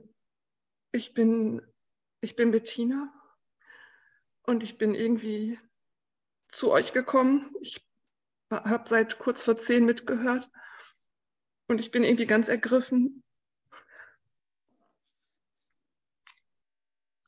Ich habe keinen Titel und ich habe auch irgendwie, ich weiß fast nichts, was da vorher war, aber ich möchte irgendwie dazugehören. Kann vielleicht jemand mit mir mal sprechen nachher? Wie meinst du dazugehören?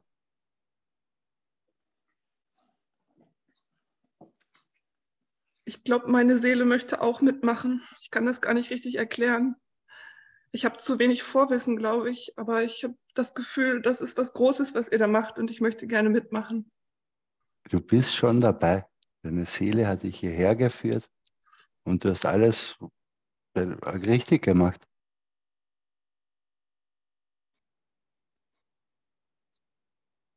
Es ist wirklich nicht mehr als das. Und du bist auch herzlich willkommen von allen von uns. Und hier ist keiner, eben wie du mitbekommen hast, höher oder tiefer als der andere. Und wir alle folgen dieser Schönheit und sind Schüler davon. Und sei mit dabei. Du bist herzlich willkommen. Ja, danke. Ich habe nur das Gefühl, mir fehlt unheimlich viel an. Ich weiß nicht, wo ich anfangen soll, glaube ich, wenn ich jetzt anfangen möchte zu lernen. Du hast heute schon gelernt und wie du siehst, du fühlst das Schöne daran und du hast heute bereits begonnen zu lernen. Und das ist alles. Und so machen wir das alle.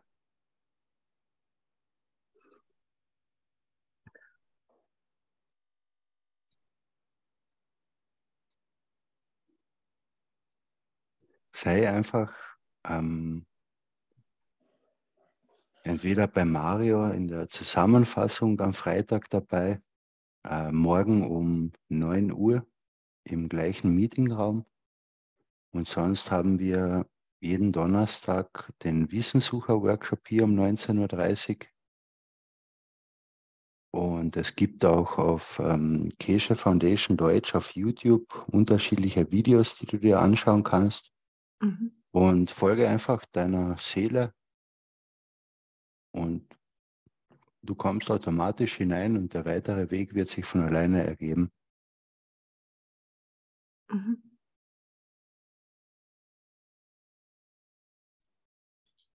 Der Telegram-Kanal, Andreas. Ja, und da gibt es noch einen Telegram-Kanal. Ja, dadurch bin ich hierhin gestolpert. Ja. Ja, perfekt. Deine Seele führt dich perfekt. Ja, ich habe das Gefühl, es geht gerade ein bisschen schnell. Ich bin irgendwie so, ich habe mich wirklich mehr führen lassen und ich habe die Befürchtung, ich habe Stationen ausgelassen, mir fehlen Grundlagen oder so, ja. Das passt alles und es wird alles zu dir kommen zur richtigen Zeit. Gut. Und wenn du im Telegram-Kanal bist und Fragen hast, stell sie halt einfach dort.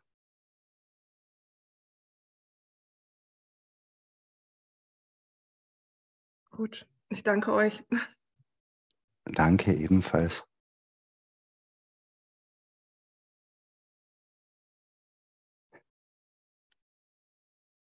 Danke wir. Schöne Weihnachten an alle. Bis zum nächsten Mal. Das war's mit dem 331. Wissenssucher-Workshop am 22.12.2022. This has been the 331st German-speaking Knowledge Seeker Workshop on December the 22nd, 2022. Bye-bye to all.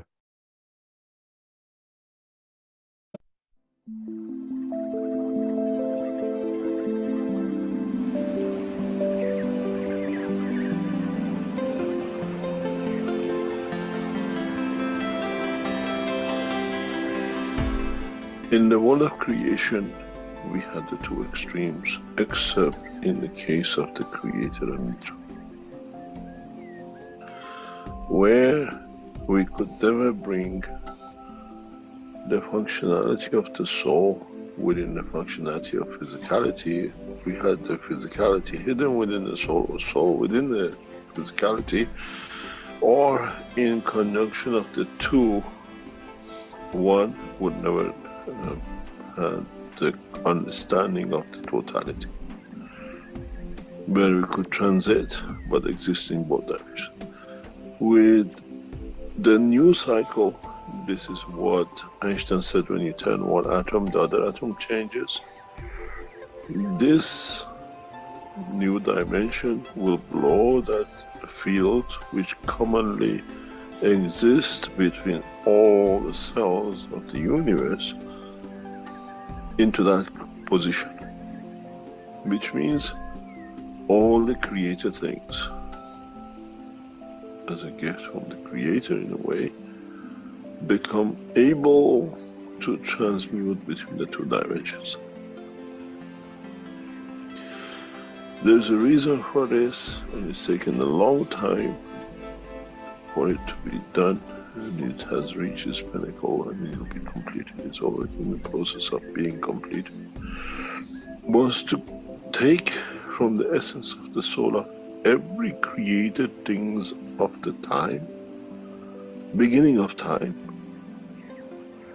an essence of the creation of the soul or the center, and create a new creature which carries all the essence of the created in the new soul, which can with it go from the soul of the Creator to the soul of physicality of Mitra. This is what the whole knowledge is. The Creator is the universe, and Mitra the dimension of physicality and its behavior towards the dimension of physicality. And with a new system, every creature in the universe will have the understanding of the capability to transmute between the two. This has a lot of implication for all races in the universe, because now they all become the same. In the coming time, we will see even change in the position of galaxies, position of universes. Many systems will move due to the changes which has been brought. Man doesn't have that knowledge as such to monitor, but we'll have the knowledge to see, we'll have the time to see that with the new fields, as we call it, a lot of things will move in the right position to keep that ability to change between the two. That you don't need to kill to keep the physicality going, you don't need to steal, and the soul does not need to be engaged or to escape, to be out on its own, to be able to confirm its existence. And this this process will complete very soon. That the whole of universal community will be able to have the benefit of the two, both in the dimension of energy or matter, which never existed. When we released the soul, we had to get rid of the physicality. You call it death. When we brought the soul, you had to give it the physicality, and you go through the dimension of the birth, and then you have the whole commotion of bringing the two. With a new system, both soul and the soul of physicality work together in the existence of dimension. We expect a massive change in the physical characteristics of human race in the coming century, because we change into the emotion of the physicality. The way, as I said many times, but many never understood, Indians and Pakistanis were the same, till one chose to take different kind of energy in the other one, and we see the change of the feature. Now, with the balance between the soul of the man and the soul of physicality of man, many of us will change feature, without a shadow of a doubt. Man will change the faces of anger, man will change the faces of hate, will change the face of warmongering, because we get satisfied in the field of it. And this is part of what will be and what has already started, and the completion of will be the birth of Mitra. Physical completion of birth of Mitra in a physical dimension, not in myths. And then we have the soul of the Creator, which the two will complete the cycle. And then, as I said very recently to one of my listeners, then we'll see if Adam will eat from the apple of love and giving it. And then we'll see how humanity will change. And the whole creation will change.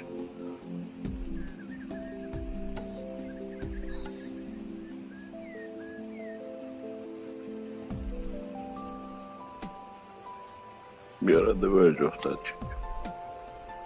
Much, much closer than anybody could think of, not only a human race.